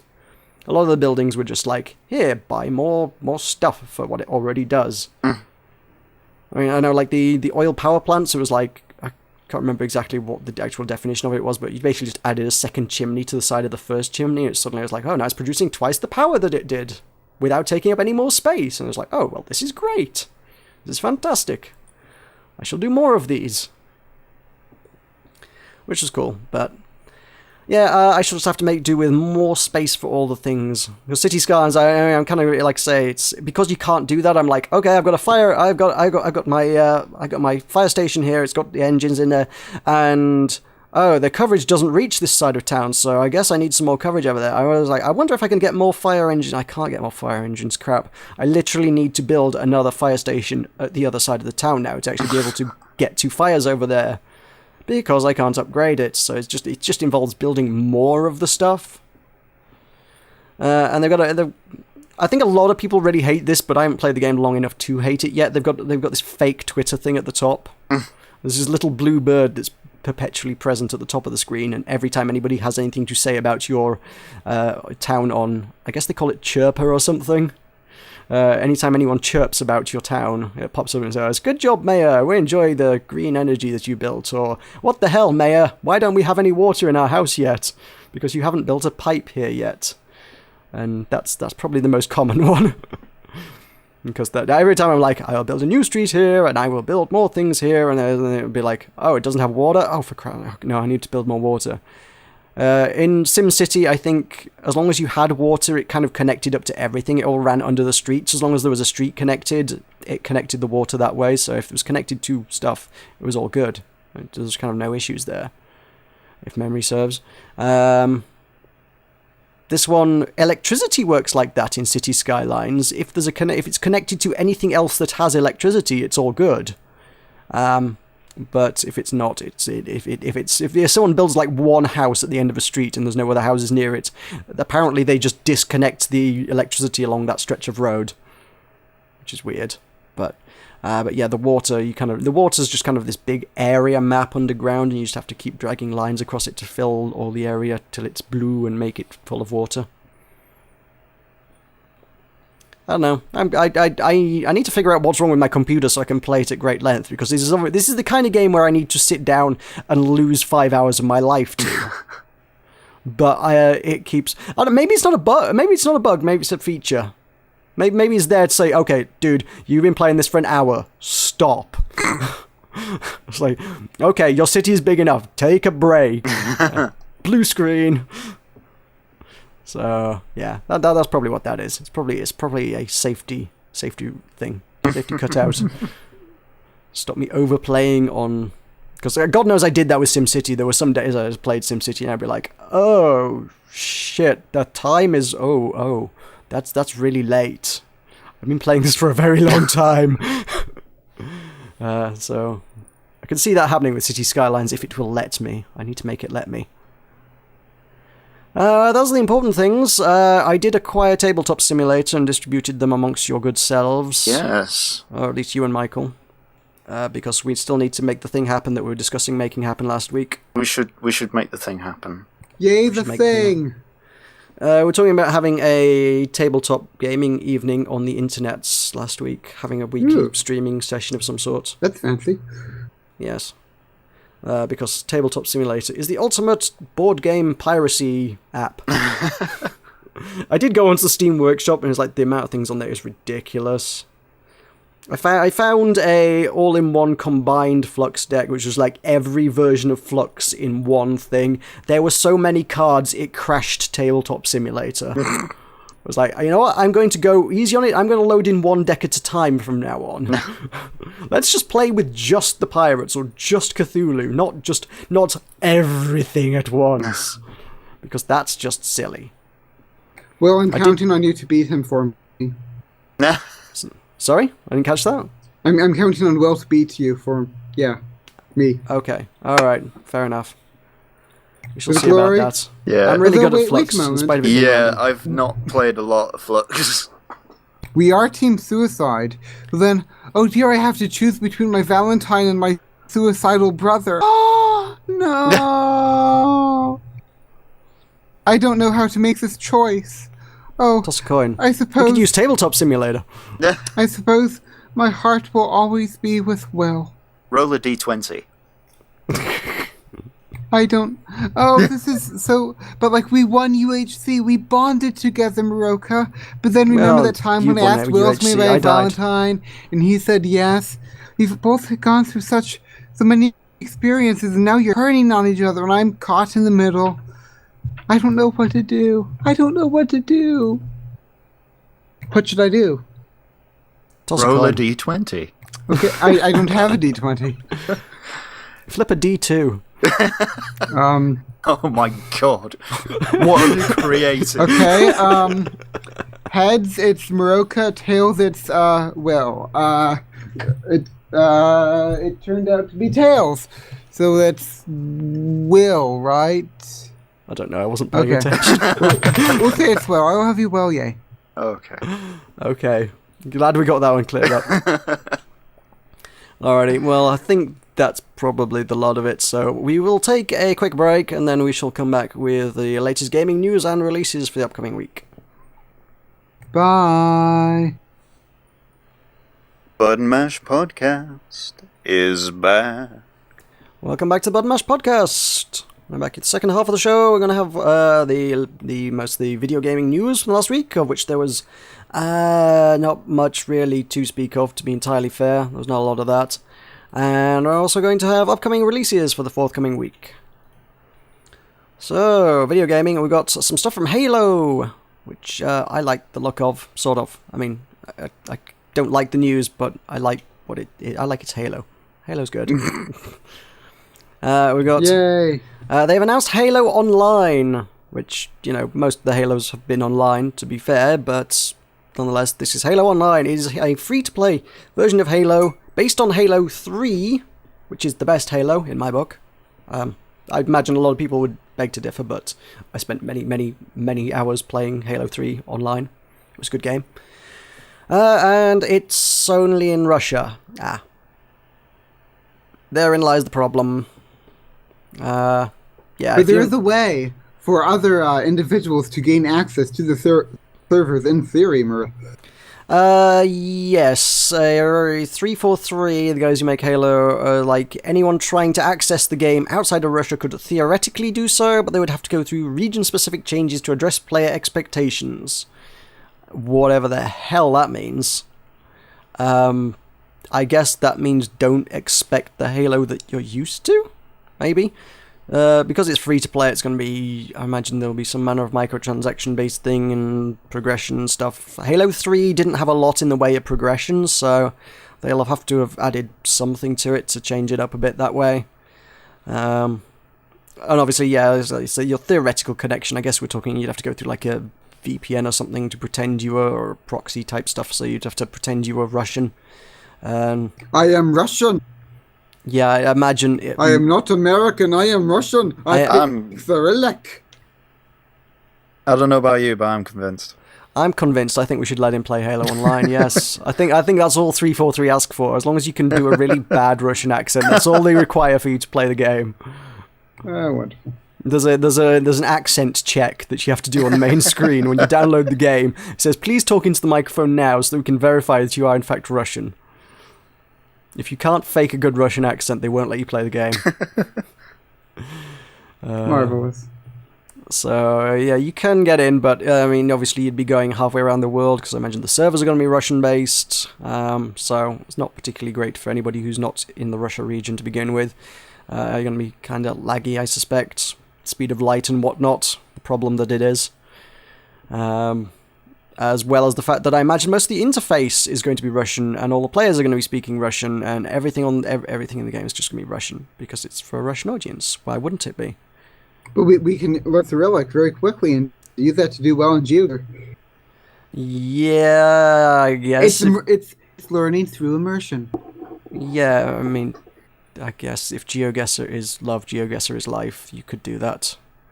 Is GeoGuessr life? Well, no, that's you're thinking of Neil. But, okay. Yeah. Easily confused the two, I know. Yeah, easily confused. Yeah. I'm now going to start a religion on Strangelands, which is the cult of GeoGuessr now. I feel. Well, I mean... And we're going to use exactly the same colour scheme as Neil. Well then. Just to confuse you. That's something. Pastor's already started working his temple, so meh. Sweet. This is just going to be an entirely cult-based war thing going on now, I think. Cult wars. Well, believe me. So yeah, no campaign mode, just online multiplayer. Oh wait, and just I Russia. forgot. We never told the people. We never told the people that Will hates puppies and I hate Will. Yes, that was a discussion in the break that was contentious at best. Will hate puppies. How can Will hate puppies? Because scales are far superior. But puppies. Embrace your Illuminati lizard overlords. The lizard people do control the world. Watching the podcast right now, I want you to write in the comments how much you hate Will. And how much you love puppies, too.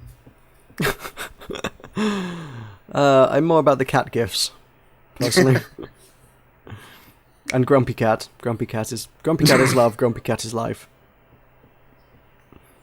Except there's not much love with Grumpy Cat. It's more just sort of... No. Yeah. So, animals, they're relevant to Halo. I don't think they ever introduced... Oh, there were those weird ostrich-like things that you could shoot. Those were animals in Halo. Moa. Do you like Moa? Are Moas fun animals? Well, I mean, sure. Well, sure.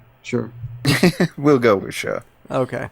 Fair enough. So, yeah, Halo is not going to be in any other region. I mean, this is clearly based on market stuff, which is disappointing, but yeah, within Russia, if you've ever tried buying any other kind of games through like your grey market resellers, if you ever looked at price and stuff, a lot of the Russian retailers and stuff tend to be considerably cheaper, and a lot of it's just trying to fight piracy in Russia with a lot of cases. A lot of your publishers and developers and whatnot try to fight the issue of piracy in Russia by selling the games really cheap.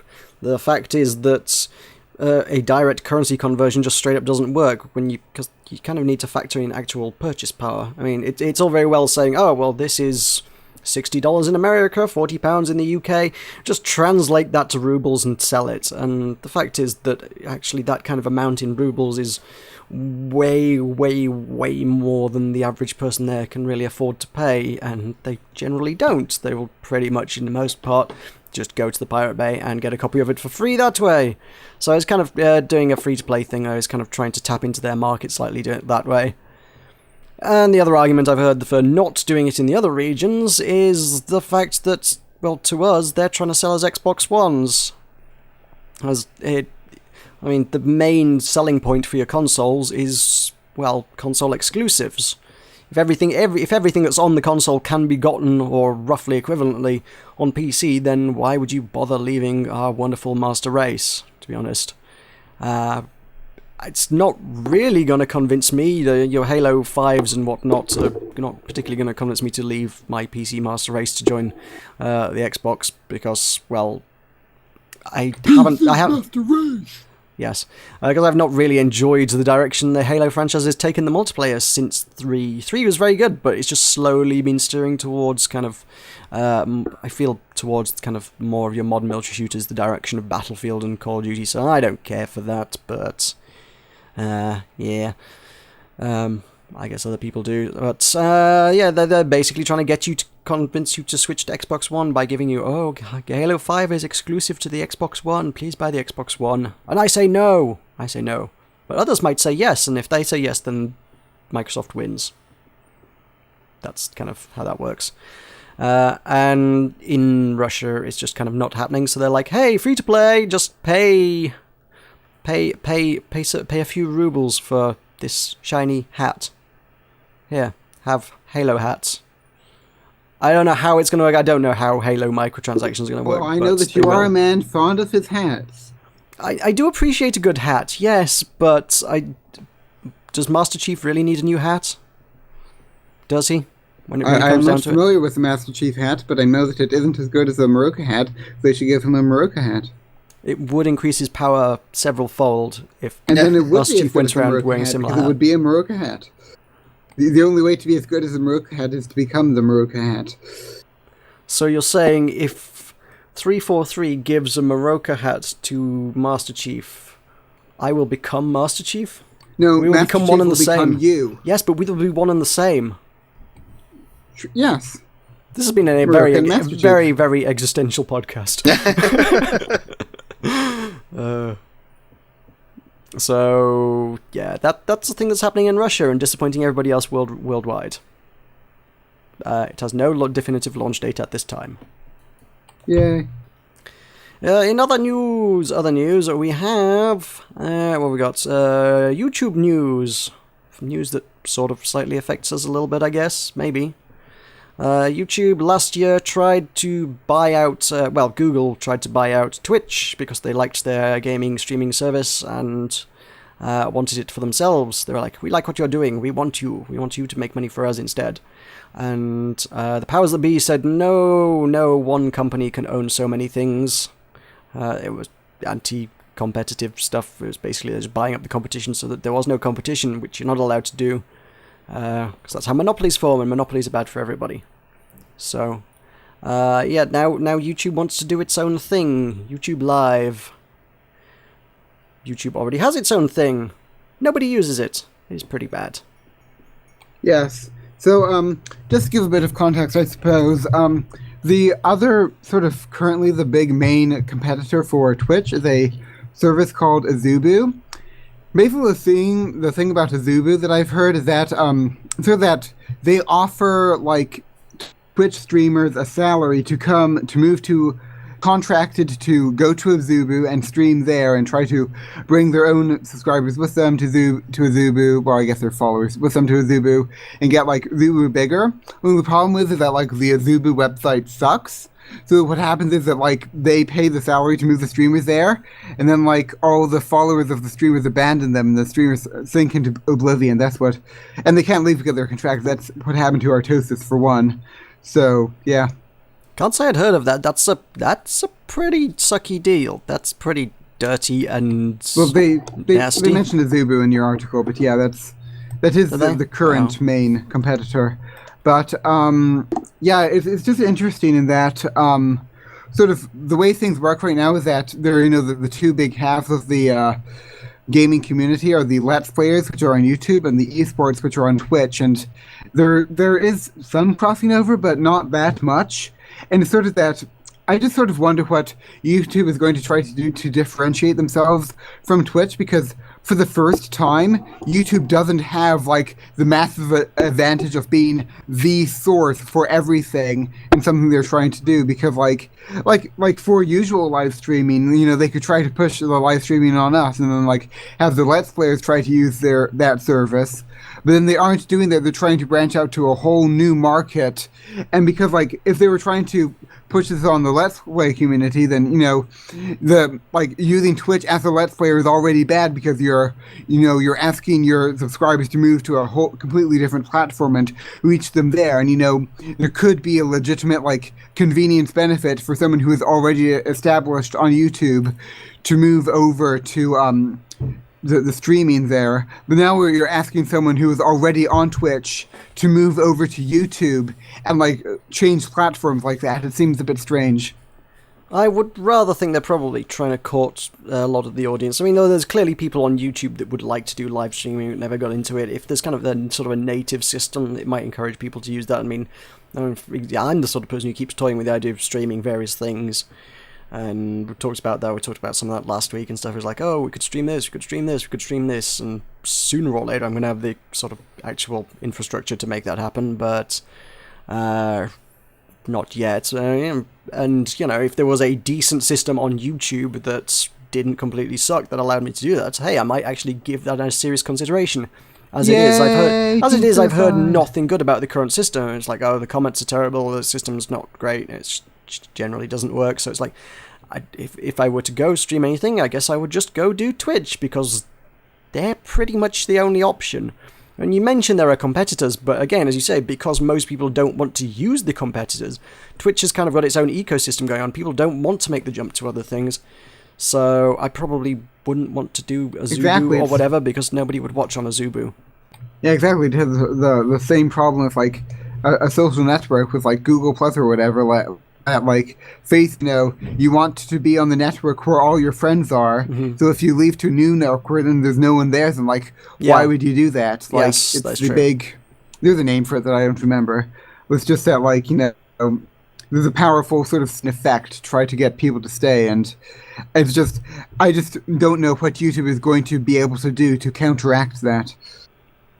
I'd be interested to see, like I say, if they can actually do it at least equally as well as Twitch. I mean, there's the potential there for the market. If you've already got subscribers on YouTube, presumably it's going to notify your subscribers that you are doing things, and then it will archive it pretty well, I would have thought. I should have a pretty reasonable YouTube archival system. I know Twitch kind of does, but it's a bit rough and around also the edges. And also they have the thing where the VODs are deleted after 2 weeks unless they're like. That's right. You've got you can save highlights, and you can obviously save them to your YouTube channel. But I've never liked the Twitch clipping thing, where it's like, oh, just clip this bit out of the video, and it'll just go straight to YouTube. And I was like, what if I wanted to schedule that? Yeah, that was always my thing. It. Yeah, if I want to edit it or schedule it, I can't do that. That's what I would like to see from YouTube. It's like, oh, do a live stream, and then afterwards you've got the VOD, but the VOD can go out when you like it, instead of sort of having to be this, oh, now it's live immediately kind of thing. Yeah, exactly. But like that's what I'm saying, is that works for people that are already established on YouTube. But for people that aren't, like. Well, I think that's probably the audience they're trying to court, I suspect. Like I say, exactly. If you've already got an audience on YouTube, you've then got and then try live streaming. You've then got to kind of make the jump to the other platform and try and bring your fan base with you. If there's a good streaming service on YouTube, you don't need to make a jump to another platform. You can just say, "Hey, my 1,000, 10,000, 100,000, million subscribers, however many you've already got, I'm streaming now here on the thing that you were already looking for my content on. Watch me now." Yeah, but I just think it's interesting that they're pushing so much for esporters rather than Let's Players. I don't know. Yeah, they mention esports. I don't. Is it specific? Have YouTube actually really said anything about esports, or is the article just interpreted as esports? Well, I mean, it didn't seem like they're like forbidding the Let's Players to go there, and perhaps it's just that they're talking about esports because they know that Let's Players will do it anyway, and they have to make an extra effort to court the esports. But it's just interesting that they do seem to be going very much out of their way to court the esports rather than the Let's Players. And obviously PewDiePie is the biggest channel on YouTube. Like YouTube Let's Play and Twitch is esports, and I don't know. Well, I was going to say, the article says it's a focus on live gaming and esports specifically. So it doesn't really say it's focusing one over the other. I mean, I would say live gaming fell much into the similar kind of category as Let's Play. Perhaps. That's just the impression I had, they're closely related. Yeah, there are differences and there are similarities. I mean, sort of like they're both themes, so like how different can they be? But there are it is a very sort of different kind of medium and genre. So anyway, yeah, anything official we're going to hear about this is going to be at E3 in middle of June. And yeah, YouTube's only official response on this is an animated GIF of a small girl shrugging. Literally, it is. That's so. I only. What does that even mean? I don't even know what that means. I really don't. Like, why shrugging? Like, you could be like a little girl being excited about the thing, but like, what are we supposed to have apathy to this new product? I presume that's their GIF way of saying no comment. I guess. They said, "Hey, can you tell us any more about this?" And that's their way of being silly and saying no comment. I don't know. That's my interpretation. But very mature, Google. Very mature. Well, I suppose they have a ball pit in their office. So they're not renowned for being mature, but hey. Okay. One more story. Mature. One more story, and it's just a quickie. Which is a follow-up for something we discussed a few weeks back. When we said, hey kids, you know how you want to see Legend of Zelda as a TV series? I sure do. Well, you can't have it. Because Nintendo CEO Satoru Iwata said no, not to be. I have nothing new to share with you in regards to the use of our IPs for any TV shows or films, but I can at least confirm that the article in question is not based on correct information. That's the official statement. So, whoever said there was a TV series of Legend of Zelda, which was going to be Game of Thrones for a family audience, they were pulling it out of their arse. Well, Game of Thrones for a family audience is already arse-pulling material. Right. Without boobs and blood, what is Game of Thrones? I actually haven't seen it, so I don't tell you how integral that is. Without puppies, what is life? That would be Will. Exactly. So then Zelda would be the equivalent. Analogy. Legend of Will. I don't know.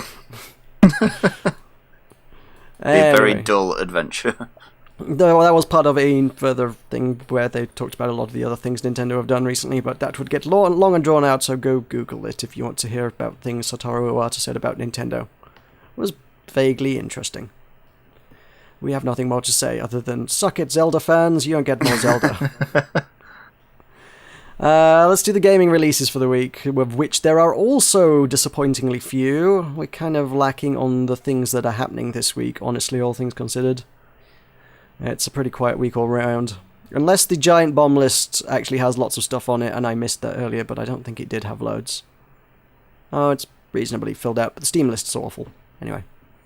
So, unless anyone wants... You all missed the Hercules game. We didn't miss the Hercules, you missed the Hercules game. We talked about Hercules. So you did discuss the Hercules game? We talked about Hercules, yeah. Really? I will have to go back to the podcast and watch that. I don't know how in depth we talked about Hercules, but we mentioned that there was Hercules and cheese. Oh, yeah, but I mean, like, without me, because you said that when you were with me... Do you think we couldn't talk about it without you? Well, you said that you were going to pass over it when we were there, so I assumed that meant that I you meant were... pass. We will touch on it. Is kind of more what I meant. We will address it. Huh. When How strange. My phrasing is the worst. I know. Alrighty. So video games for the upcoming week. Some of these, I guess, probably already out at this point because we're recording this late this week, like always.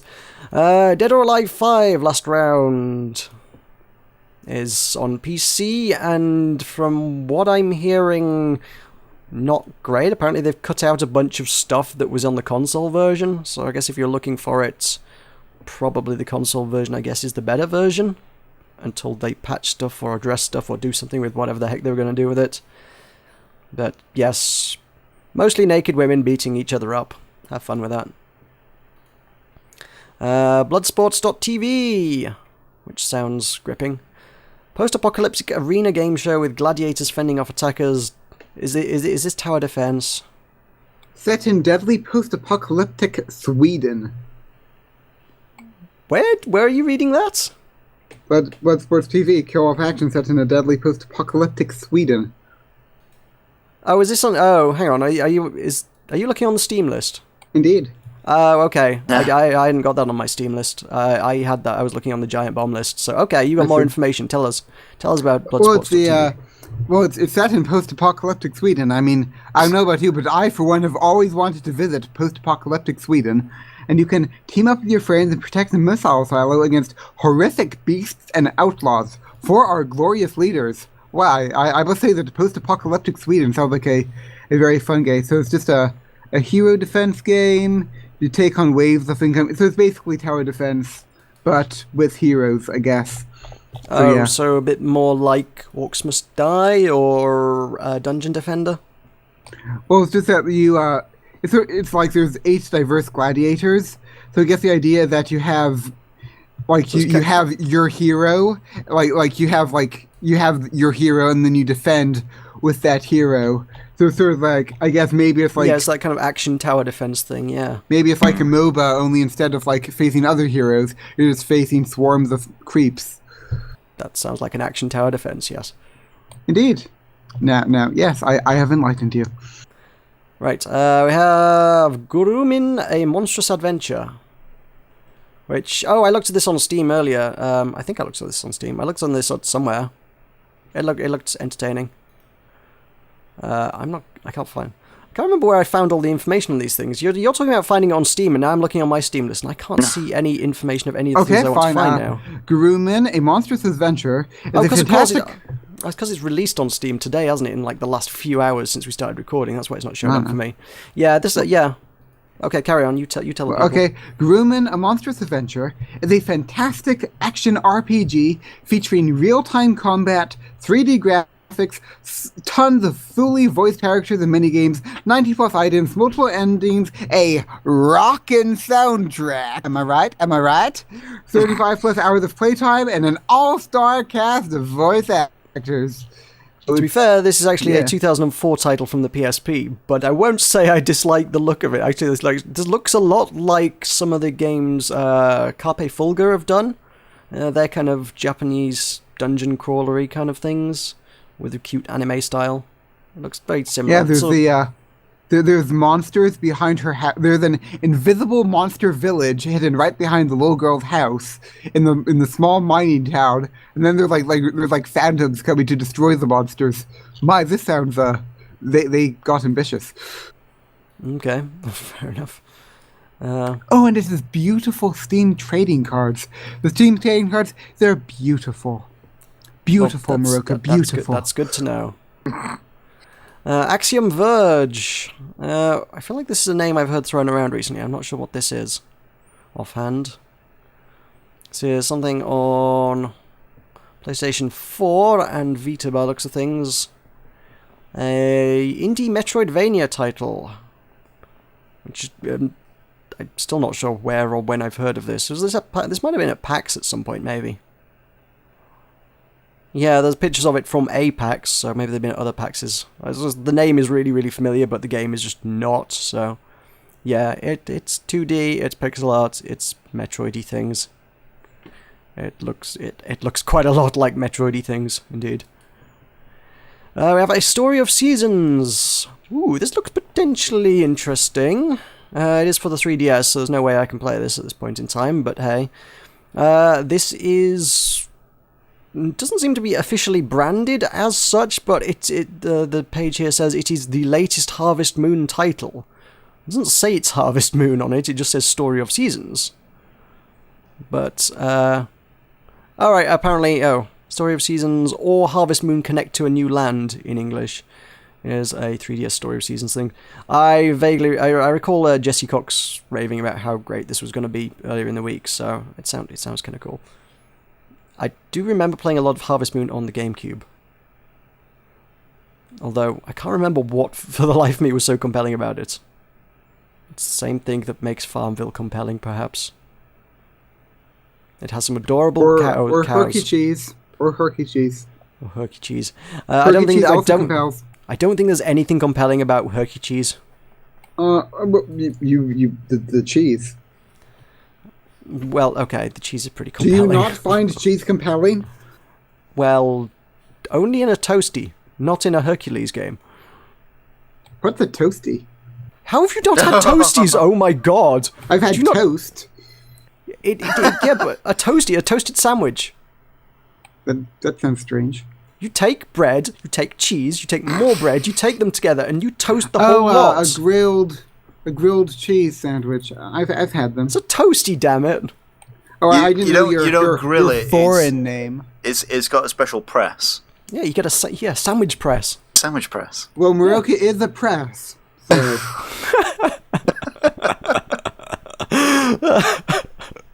I can't even complain. I feel like I have to congratulate you on that one.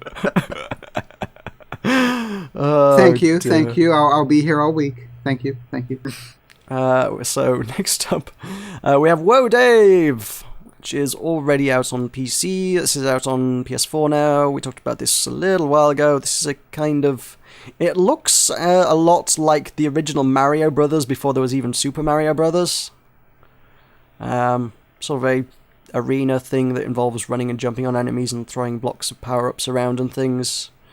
And I saw a lot of people playing it at PAX East last year? Yeah, it would have been. And it looked brutal as all hell. Really, really unforgiving. So if you like really hard platformy things, that's the thing. We have Tukiden Kiwami, which I suspect might be Japanese. Just a thought. It is for the Vita, more stuff for the Vita from Japan, which seems to be the way of the world these days. An expanded version of the original Tukiden, which I'm not familiar with, follows the story and adds new demons and weapons and other features.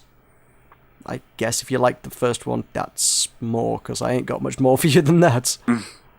I can show you the box art, except I can't because it's audio only. But there you go. That's a thing. Neverwinter for the Bone. Is this... Oh, interesting. This is a free-to-play Mamorpaga on the Bone, which is Neverwinter. Interesting.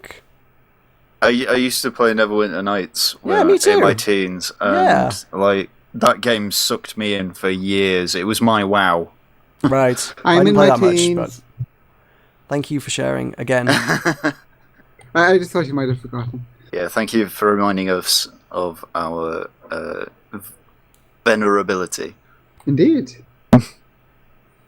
So this, I don't know quite what to think of this. So, firstly, I wasn't aware consoles were particularly big into the free-to-play market these days. And for Neverwinter to spring up without telling me of anything like that. Apparently they were at PAX East 2013, so I should have seen them 2 years ago. I guess. Okay, that is an intriguing thing. Hasn't this already been on PC for like ages? Has it? Oh, it could have been. Yeah, it says PC at the top. Yeah. Oh, I guess it has been out a while. I figured this was a new thing. Oh, they just ported it. Oh. Well, that shows me. Yeah. I will read more closely in future. I thought they were just getting something shiny and new, and they're like, hey, new Neverwinter thing out of the blue. No. Might have new content, but... I wasn't aware that they'd done that free to play though. I might have to check that out at some stage. Yeah, it's been free to play for ages. MMOs are my jam, so Since 2013. It says on the Steam page. Presumably since launch then? Or Yeah. was it really like a really quick turnaround? No. Because some MMOs have done that. They're like, hey, it's a subscription. Oh shit, nobody's paid any subscription. Quick, make it free to play. Quick, shoehorn some hats in there. Art team, get making hats. We've got MLB 15, the show, which is the 10th annual edition of the show, is presumably for fans of baseball. That's all I got. Something about baseball. Something baseball. Son of Nor, an action-adventure with puzzles by Still Alive Studios. Which also doesn't provide a whole lot of information. No. This is PC, Mac, Linux. Gonna hazard a guess, say that's Unity. That's about all I got. I can give you some system specs. And a picture of a dude levitating a ball of dirt. There's not a lot to go on. Paperbound. This looks interesting. Because I caught this on Steam earlier, actually. This is by some of the previous devs who used to work on Call of Duty. And it's a kind of a 2D gravity thing arena game. 4-player arena in a environment that seems to control not a million miles dissimilarly to Gravity Ghost. Ah. So it's like 4-player Gravity Ghost, but you're fighting each other, maybe? I don't know. Okay. That's the only way I can think to describe it. That seems intriguing. So it's from the mind of a former Call of Duty Advanced Warfare developer. Call of Duty Advanced Warfare, that's only just come out, like, a few months ago. They must have, like, quit the team and turned around a game, like, really friggin' fast there. We're like, oh, well, I'm not working here anymore. Boom, have a game. Interesting. Okay. So that's paperbound. I got Anna, Extended Edition. Anna... Yeah, I was going to say, I thought I'd heard the name. I'm sure I've seen this before. Yeah, it originally came out in 2013. Point-and-click horror adventure game. And I guess they've added some more stuff to it. This is out on PlayStation 3, but it's already been out on PC a while. Shadow Tower, PlayStation 1 Classic. Rack and Ruin. What is this? Is a top-down adventure game with hand-drawn art. Puts the player in the role of a demon attempting to corrupt entire planets. Ambitious. For a demon. Well, it's always good to dream. Have lofty goals in life. Again, this is something... Oh, yeah, it's one of those things that I vaguely recognise. Yeah, they showed this off at PAX East the last 2 years, in fact. And I don't think I tried it at either of them. So... I can see in the background on the pictures, I can see the big Indie Mega Booth thing hovering over the top of it. Yay, Indie Mega Booth. Shout out to those guys, because they're awesome. Run, Sackboy, Run for the Vita is clearly a Little Big Planet spin-off. Oh god, it's an endless runner. Why would it be? Oh jeez. Why would you do that? Why would you do that? If you want a Sackboy themed endless runner, that's a thing. MX vs ATV Untamed, PlayStation 2 Classic, re-releasing on PlayStation 3. More baseball, a good week for baseball, if you're a baseball person. There is RBI Baseball. Tulkas, you're American. What does RBI stand for? I have no idea. The Royal Baseball Institute. That was a very British response to an American thing. I know. That's all I could think of. If something begins with an R in the UK, it's usually royal something. If something begins with R, it's always something related to royalty, so I presume this is the Queen's baseball.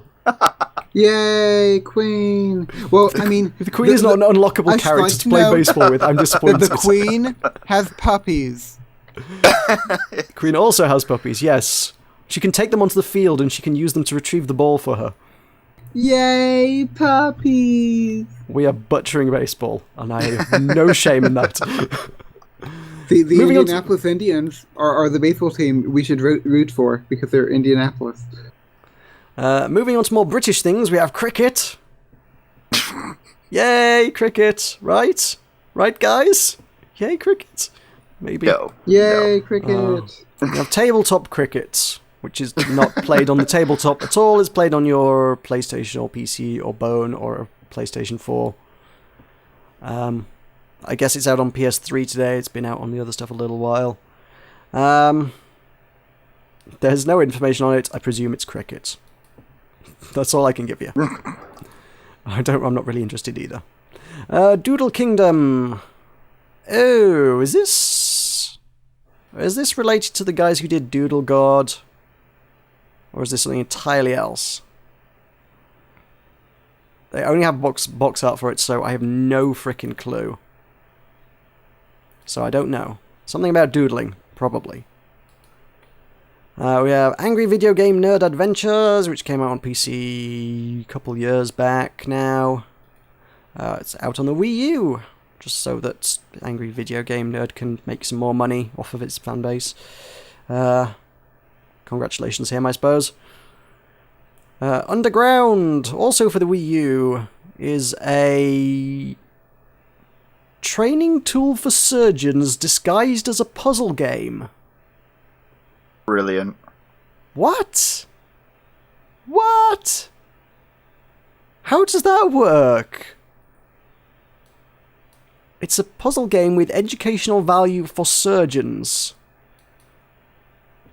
This is what they're using to train surgeons with these days. I'm slightly concerned about the state of the medical institutions. Then this will help you. It's a big demographic, you know? They're very hardcore gamers, or the surgeons. Yeah, I guess. That's kind of a weird concept. I mean, I can't make anything out from the screenshots that says, oh yeah, I can obviously make the similarities here to surgeon training. It just looks like a puzzle game, so I don't know quite. It must be very, very cleverly disguised, and I don't know how that works, but it's an intriguing one. Oh, right, I see. It supports a unique controller developed by Pezzy on laparoscopic equipment, but utilizing 2 Wii remotes and nunchucks that act like laparoscopic graspers and a base plate resembling 2 Tulkas sights. I don't know these words! According to the developer, this will subconsciously train the player's basic laparoscopic skills, depth perception, hand-eye coordination, inverse movements, and bimanual dexterity. That's pretty cool, I have to say. That is intriguing, yes. Cool, alright. Fair enough. That's innovative use of like Wii remotes and stuff. I haven't seen anything new out of using motion remotes in quite a while, apart from Joust. Yeah, it's always nice to see when someone does something really clever with gaming in general. So that's kind of cool to see. I like that. I don't have a Wii U, so I can't play it. I can't check it out. And God knows what the controller's going to cost. But there you go. So let's move on to Steam releases. I guess we've already covered a few of these because Tulkas has been leaping on them as we've been going through them, but hey. Gorumin, A Monstrous Adventure, we already looked at. Joe's Diner is a horror thing, I guess. It's Will's kind of jam, I suppose. I will defer is to it you even for horror? quotation. It's tagged with both horror and survival horror on Steam. Ooh, then it must be scary. Whoa. It's 2 kinds of horror. I am 2 kinds of scared Because of this there's a game. lot of like horror that's just like, you know, an experience. Like you walk through the asylum and things happen to you. But like a game like this where you have to like actually do something and there's like actually like a good solid fail state or whatever. Sounds interesting. To be fair, I probably would be scared shitless if I had to serve people food in a diner. One that looks like that as well. Yeah, That's a pretty grim-looking diner. it is pretty grim. Is that what the concept of this is? You have to serve people things, No, and no, one you of them is an axe murderer. You have to eat the food, though. This is the survival horror aspect. The survival is can you eat the burgers at the diner? Yeah. Yeah. Oh, it's a diner on a built on the site of an Indian burial ground, obviously. Oh my god. And there's one chieftain that is angry and one chieftain that is calm. Wow. This sounds like a terrible game, but okay. Maybe they can settle it over a piece of pie. Yeah. Oh, you really do have to do work in the diner, don't you? It's...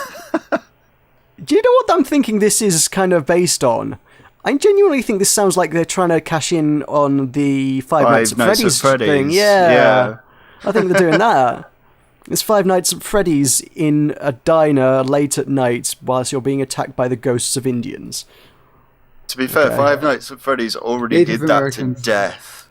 Yeah, they've been pumping those out at a ridiculous rate because people keep buying them. I think If I have people were 2 buying- of them. I don't know why I have 2 of them. I'm not interested in the slightest in them. I don't do horror. Well, you do horror. It doesn't surprise me that you would own them, but I can't be dealing with that. Not a chance, thank you. We have, what else we got? Battle Law Command, which is pretty much appears to be a board game made into a video game.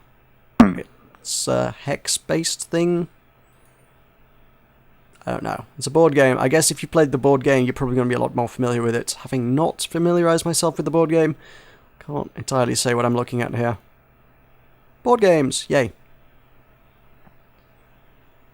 Yeah. It also appears to be a mobile port, so there's that. There's quite a lot of stuff shows up on Steam this week that just actually has release dates like far later on in the year, so it's a ball ache to try and browse through at the minute, to be quite honest. Got Make It Indie, which is an indie game about making indie games.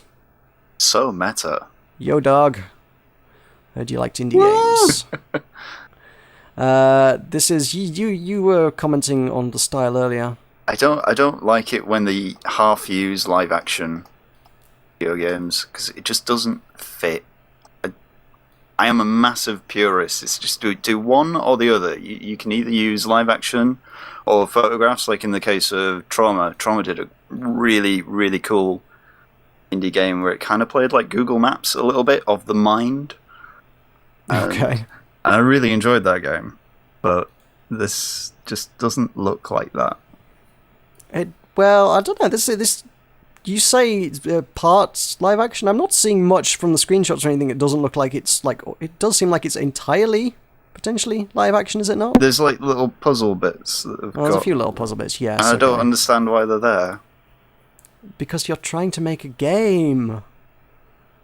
And the way you make a game is by putting the circles in the wedges and playing Trivial Pursuit. I don't know. It's kind of coming from this really arty, pretentious back. Oh, kind of, yeah. It's an art game, absolutely. And I come from an artistic background, and this just looks like arse dribble.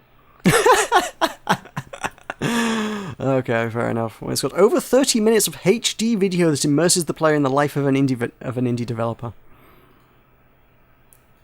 Or you could just go and watch Indie Game the movie. Yeah. So, yeah, that's strange. We got Jacques Rock, which I had a look at this earlier. I feel like this looks like it's some sort of weird modern take on like Chip's Challenge. If anyone knows that game. That was like some really ancient game we used to play on the computers that we had at primary school.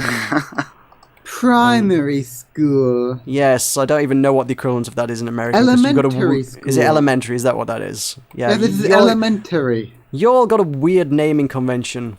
Not primary Primary and school. secondary, 1 and 2. It makes sense. Primary and secondary school. Why would you? With our British Royal Monarch. If you're gonna have middle school and high, have a lower school. Why is it not lower school? Call it Elementary school, not primary school and Okay. the other school that I forgot already. You did the British accent thing. Okay, thank you, good sir. I think you've entirely expired the joke on the British accent thing. Oh, there can never be a It's joke an ex-joke. It just expired ceased to because be. I am a British man and I am very Just pining hot for the and punchlines. pretentious. Yes, the punchline is a very long punchline because as a British man, I like to punch the punchline thoroughly into the beyond or something like that. Jack Rock. It's a puzzle game thing. Doesn't look terribly compelling. Jack Rock Mountain, crappy game adventure. No, stop him. Someone stop him. Please. Oh, God. We've got one that... the next one on the list here shows up with 2 different dates. I didn't add this to the list earlier because when you click on it, it says... Oh, I see. It says 1st of May. And I was like, this isn't right. It's not May yet. Oh, it's 1st of May 2003. So, it's a rehash of something. Wildlife Park. This is I have actually played this game. Oh, go on then. Because actually, I'm not sure if I played this game or Wildlife Park 2. I know I've played Wildlife Park 2. I'm not sure if I played Wildlife Park itself. But I have played this game because I was in fact alive in 2003 and I remember thinking that it was crappy. So Surely not. I was 8. Surely you were just a twinkle in your father's eye. No, I was 8. It was fun in 3rd grade in elementary school, good sir. Right. But This is some sort of wildlife park builder thing, right? It's basically a rip-off of Zoo Tycoon, right, as far as I can make out. Yeah. And it's just... I don't think it's... Yeah, I think that it's something that, like... It's not something, like, has probably endured well with the years, shall we say. It was probably mediocre at best in 2003. And in 2015... It's surely one of those timeless classics. I just remember that, like, pretty much everything it was just like all scripted, you know. It's just everything happened just like you know, just like you would watch the animals doing stuff and they just do the same stuff over and over again because it was all like suit or whatever. It was, yeah, I don't know. It links to a lot of reviews for it, and I'm mostly impressed that the reviews are still there on the internet. Given that these are clearly from 2003. I think they probably just took the original 2003 review and updated. And now I'm... Gosh, well, no, because there's genuinely a Game as Hell review here that's from... actually, to be fair, it doesn't actually have a date on it, but I'm pretty sure this is the from 2003 review. Yeah, these are pretty high. It's not badly reviewed. It's sort of 78, 8.5, 85. It's getting reasonable reviews, so it can't be a new review. Let's put it that way. Yeah, as you say, it probably doesn't stand up to the test of time. Look, I think I did play this game, and I think I was not overly fond of it. Fair enough. Yeah, although I think I got this like years after the fact when I also had Rome Total War. So I mean, it was like Rome Total War, and competing with it, we have Wildlife Park. Right. Well, this review says this is better than Zoo Tycoon, so you might be wrong. Well then, I don't know. I have no idea. Well, I mean, it's clearly a rip-off of Zoo Tycoon. Oh, it doesn't necessarily make it worse, but I mean, it does mean it probably is worse. I don't know. Okay, well, moving on, regardless of how good it is, we have Shutter, which is also horror. Which is something about a fixed camera puzzle horror game. Reminiscent of the first generation of survival horror games. Oh god, is it trying to be old school in the reason, the Resident Evil kind of, it's scary because the game's crap kind of scary. Possibly. My main issue with the game is that immersive horror, it tempts you to make you feel vulnerable, but you're doing this through the eyes of a robot, and you know it's a robot. Oh god, so I hadn't even picked up on the fact that was the case. Oh my god, yes. What makes this scary exactly?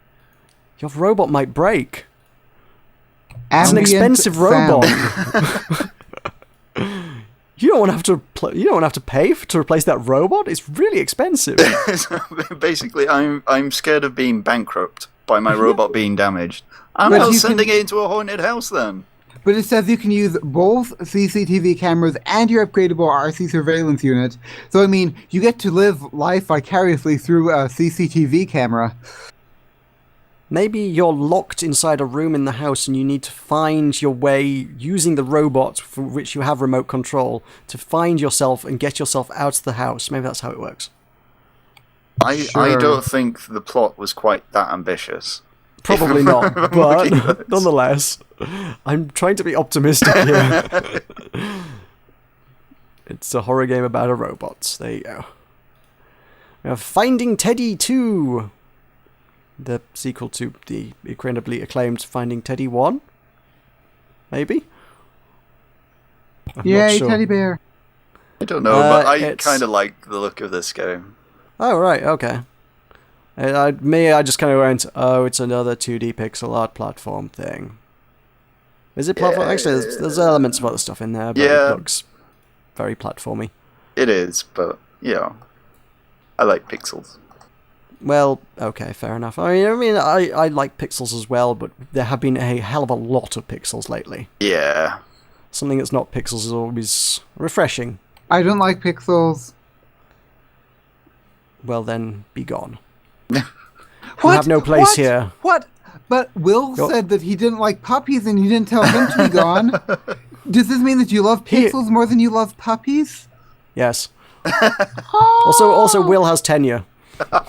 I have tenure. I'm a man. I have my own segment. Will doesn't have a segment. You are frequent guest status. But I have a segment. Would you give a frequent guest segment? We if couldn't they were take it away frequent from you. Well, yeah, you wouldn't let us. Well, I refuse to let you say bad things about puppies. So there. All right, let's get through these last three. We got Out There Omega Edition. I played the mobile version of this way back, some point last year, which was actually kind of good. It's kind of choose your own adventure game, but kind of thing, but also roguelike-y. Oh. So it kind of throws random stuff at you, and you kind of need to pick the best decision you can to get out there and try and conserve resources and things. And you've got to try and make your way through the galaxy in your spaceship, so... Interactive fiction is the name. Interactive... Yes, certainly, yeah. That's one way to describe it. It's, kind of... Discourse meets... I hate to make that comparison since the Discourse is way newer than it, but Discourse meets FTL, maybe? I don't know. That kind of thing, yeah. So you're managing a lot of resources and stuff and making your way through the galaxy. It's actually pretty cool. I have no idea what they've changed with the Omega Edition, mind you, so I can't tell you what's changed since last I played it. Survival and understanding of what is really at stake in the galaxy is the core of what Out There has to offer. So sort of like a survival story game then. Yeah, so you kind of episode. wake up in the middle of nowhere and you kind of have to make your way to somewhere. The version I played actually didn't have loads of content in it, so I just played through what there was. It was kind of cool what I saw of it. I guess from both of things, the Omega Edition is just the original on Steam. I feel like it's taken them a while, so I feel like they've added something to it, but I've not really stayed abreast of the news on Out There. We have Crazy Steam Bros 2.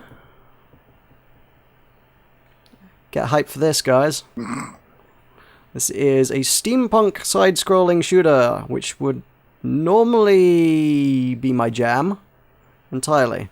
Both of those are things that I like. I like my shooters and I like my steampunks. The problem is this looks really awful. Yeah, I'm inclined to agree with you on that. It doesn't look particularly fantastic. I mean, I played a really good side-scrolling shooter just yesterday called, what was it called? Papilio. That was really cool. I enjoyed that. This does not look as it does not look as pretty, and it does not look as engaging. No. I gotta say. So, meh. And finally, last but not least, our old favourite, our old friend. It's going to finally release. It's going to be out this Friday. Definitely, absolutely, once and for all. Reverse Side is totally going to be out on Friday. You say that. You I and your guarantee it this time. promises. Oh, they wouldn't let us down after 7 months. Come on. Oh my god. It has been that long, hasn't it? It has been that long. Oh. They've delayed it and delayed it for 7 months. They couldn't possibly delay it any longer. This time it has to be it. This is it. This is the one. I can feel it in my bones. If it comes out in the next 3 days, I will buy it. That's how much I want this game to come out this week. If it doesn't come out in the next 3 days, you have lost me. I've waited 7 months for this. This is it. Make or break. Yeah, this is it. Ryu games. Never mind that it's out in 4 days' time, but hey. Oh. Is that how badly you want it that you need it out in 3 days' time and they promised 4? They've had time. They have had quite a lot of time, yes. I don't know why they don't just go down the early access route at this point. They could have already sold a lot of the copies of the game to people and just made off with the money at this point. Yeah. There you go. First side, sale on Friday. Definitely. Guaranteed. Oh, that game. Alright, that will just about do us for today. All that remains is for us to pimp our projects. Tulkas, tell us what you're doing, what you're going to be doing, and where people can find it. Rejoice, my name is Tulkas Sandwich. I'm a blind laughing warrior and quintessence of Scatterbrain Dirtiness. And I would like to take this opportunity, while I have my mini segment, to shout out someone who I just recently learned, in fact, watches the Button Mesh podcast, and who I called stupid earlier in the show. So my apologies. He's a worthy Matt in the Hat. YouTube.com/Matt in the Hat. Shout out. And also, I would like to say that my own channel is youtube.com/TulkasAval, where I do Minecraft. Like there's the Stream Cleanse anniversary stuff going up now, and GeoGuessr and Minecraft Bingo. I actually won another Minecraft Bingo seed last week, by the way, bringing me up to a tally of 3 wins, so hoo-hoo. And also GeoGuessr, and I suppose I might do something with the Hearthstone Black Mountain expansion, or might not. I always sort of struggle to find a place for Hearthstone on my channel, but there's that. There's just stuff going on. Yeah, Meroka. Sweet. And you spoke so fast, I think most of that probably didn't come through very well on my end. So youtube.com/Tulkas the Valiant, go check that out. Also, Matt in the Hat, shout out. Yes, YouTube/Matt in the Hat, was it? Yeah. Yeah. You should subscribe to him for absolutely no reason whatsoever. Do it. Flood of Button Mash viewers. Go subscribe to Matt in the Hat. Yeah, I don't know who he is or what he does, but everyone go subscribe. Swarm! He might do things that interest you. I don't know. Anyway, from us, obviously, if you are not subscribed to our channel already, please do so. We'll get one of these rambly things for about 2 hours every week. God knows why you'd want that, but if you'd like it, we'll be making more of them. It'll be... I don't want to do this. You guys know what I do and what you can find. MMOs and reviews. MMOs and reviews are what I do. So find those. We have Facebook. You can find us on Facebook and our upcoming events and things. We will be announcing one very soon, I think, /hope. You can find that on Facebook at facebook.com/buttonmash. You can follow us on Twitter at twitter.com/button_mash_UK. You can follow me personally on Twitter at twitter.com/Meroka_BM. You can find my Steam curation recommendations at bit.ly/BMsteam. There's always something I've forgotten. Website is button-mash.net. If you want to go support me on Patreon and fund the making of all these wonderful videos, there's patreon.com/buttonmash. Will, what have I forgotten? I think you've covered it. Sweet. Ooh, the Button Mash Facebook page is the exclusive forum to announce a new Minecraft update. Is it? Yeah, there's a new bear being added. Really? Yeah, there's a bear. Yeah, you should look on the Button Mash Facebook page to target the bear. Suresh posted something silly earlier, didn't he? I think. Yes, whoever Suresh is, he's apparently in tune with the Mojang guys.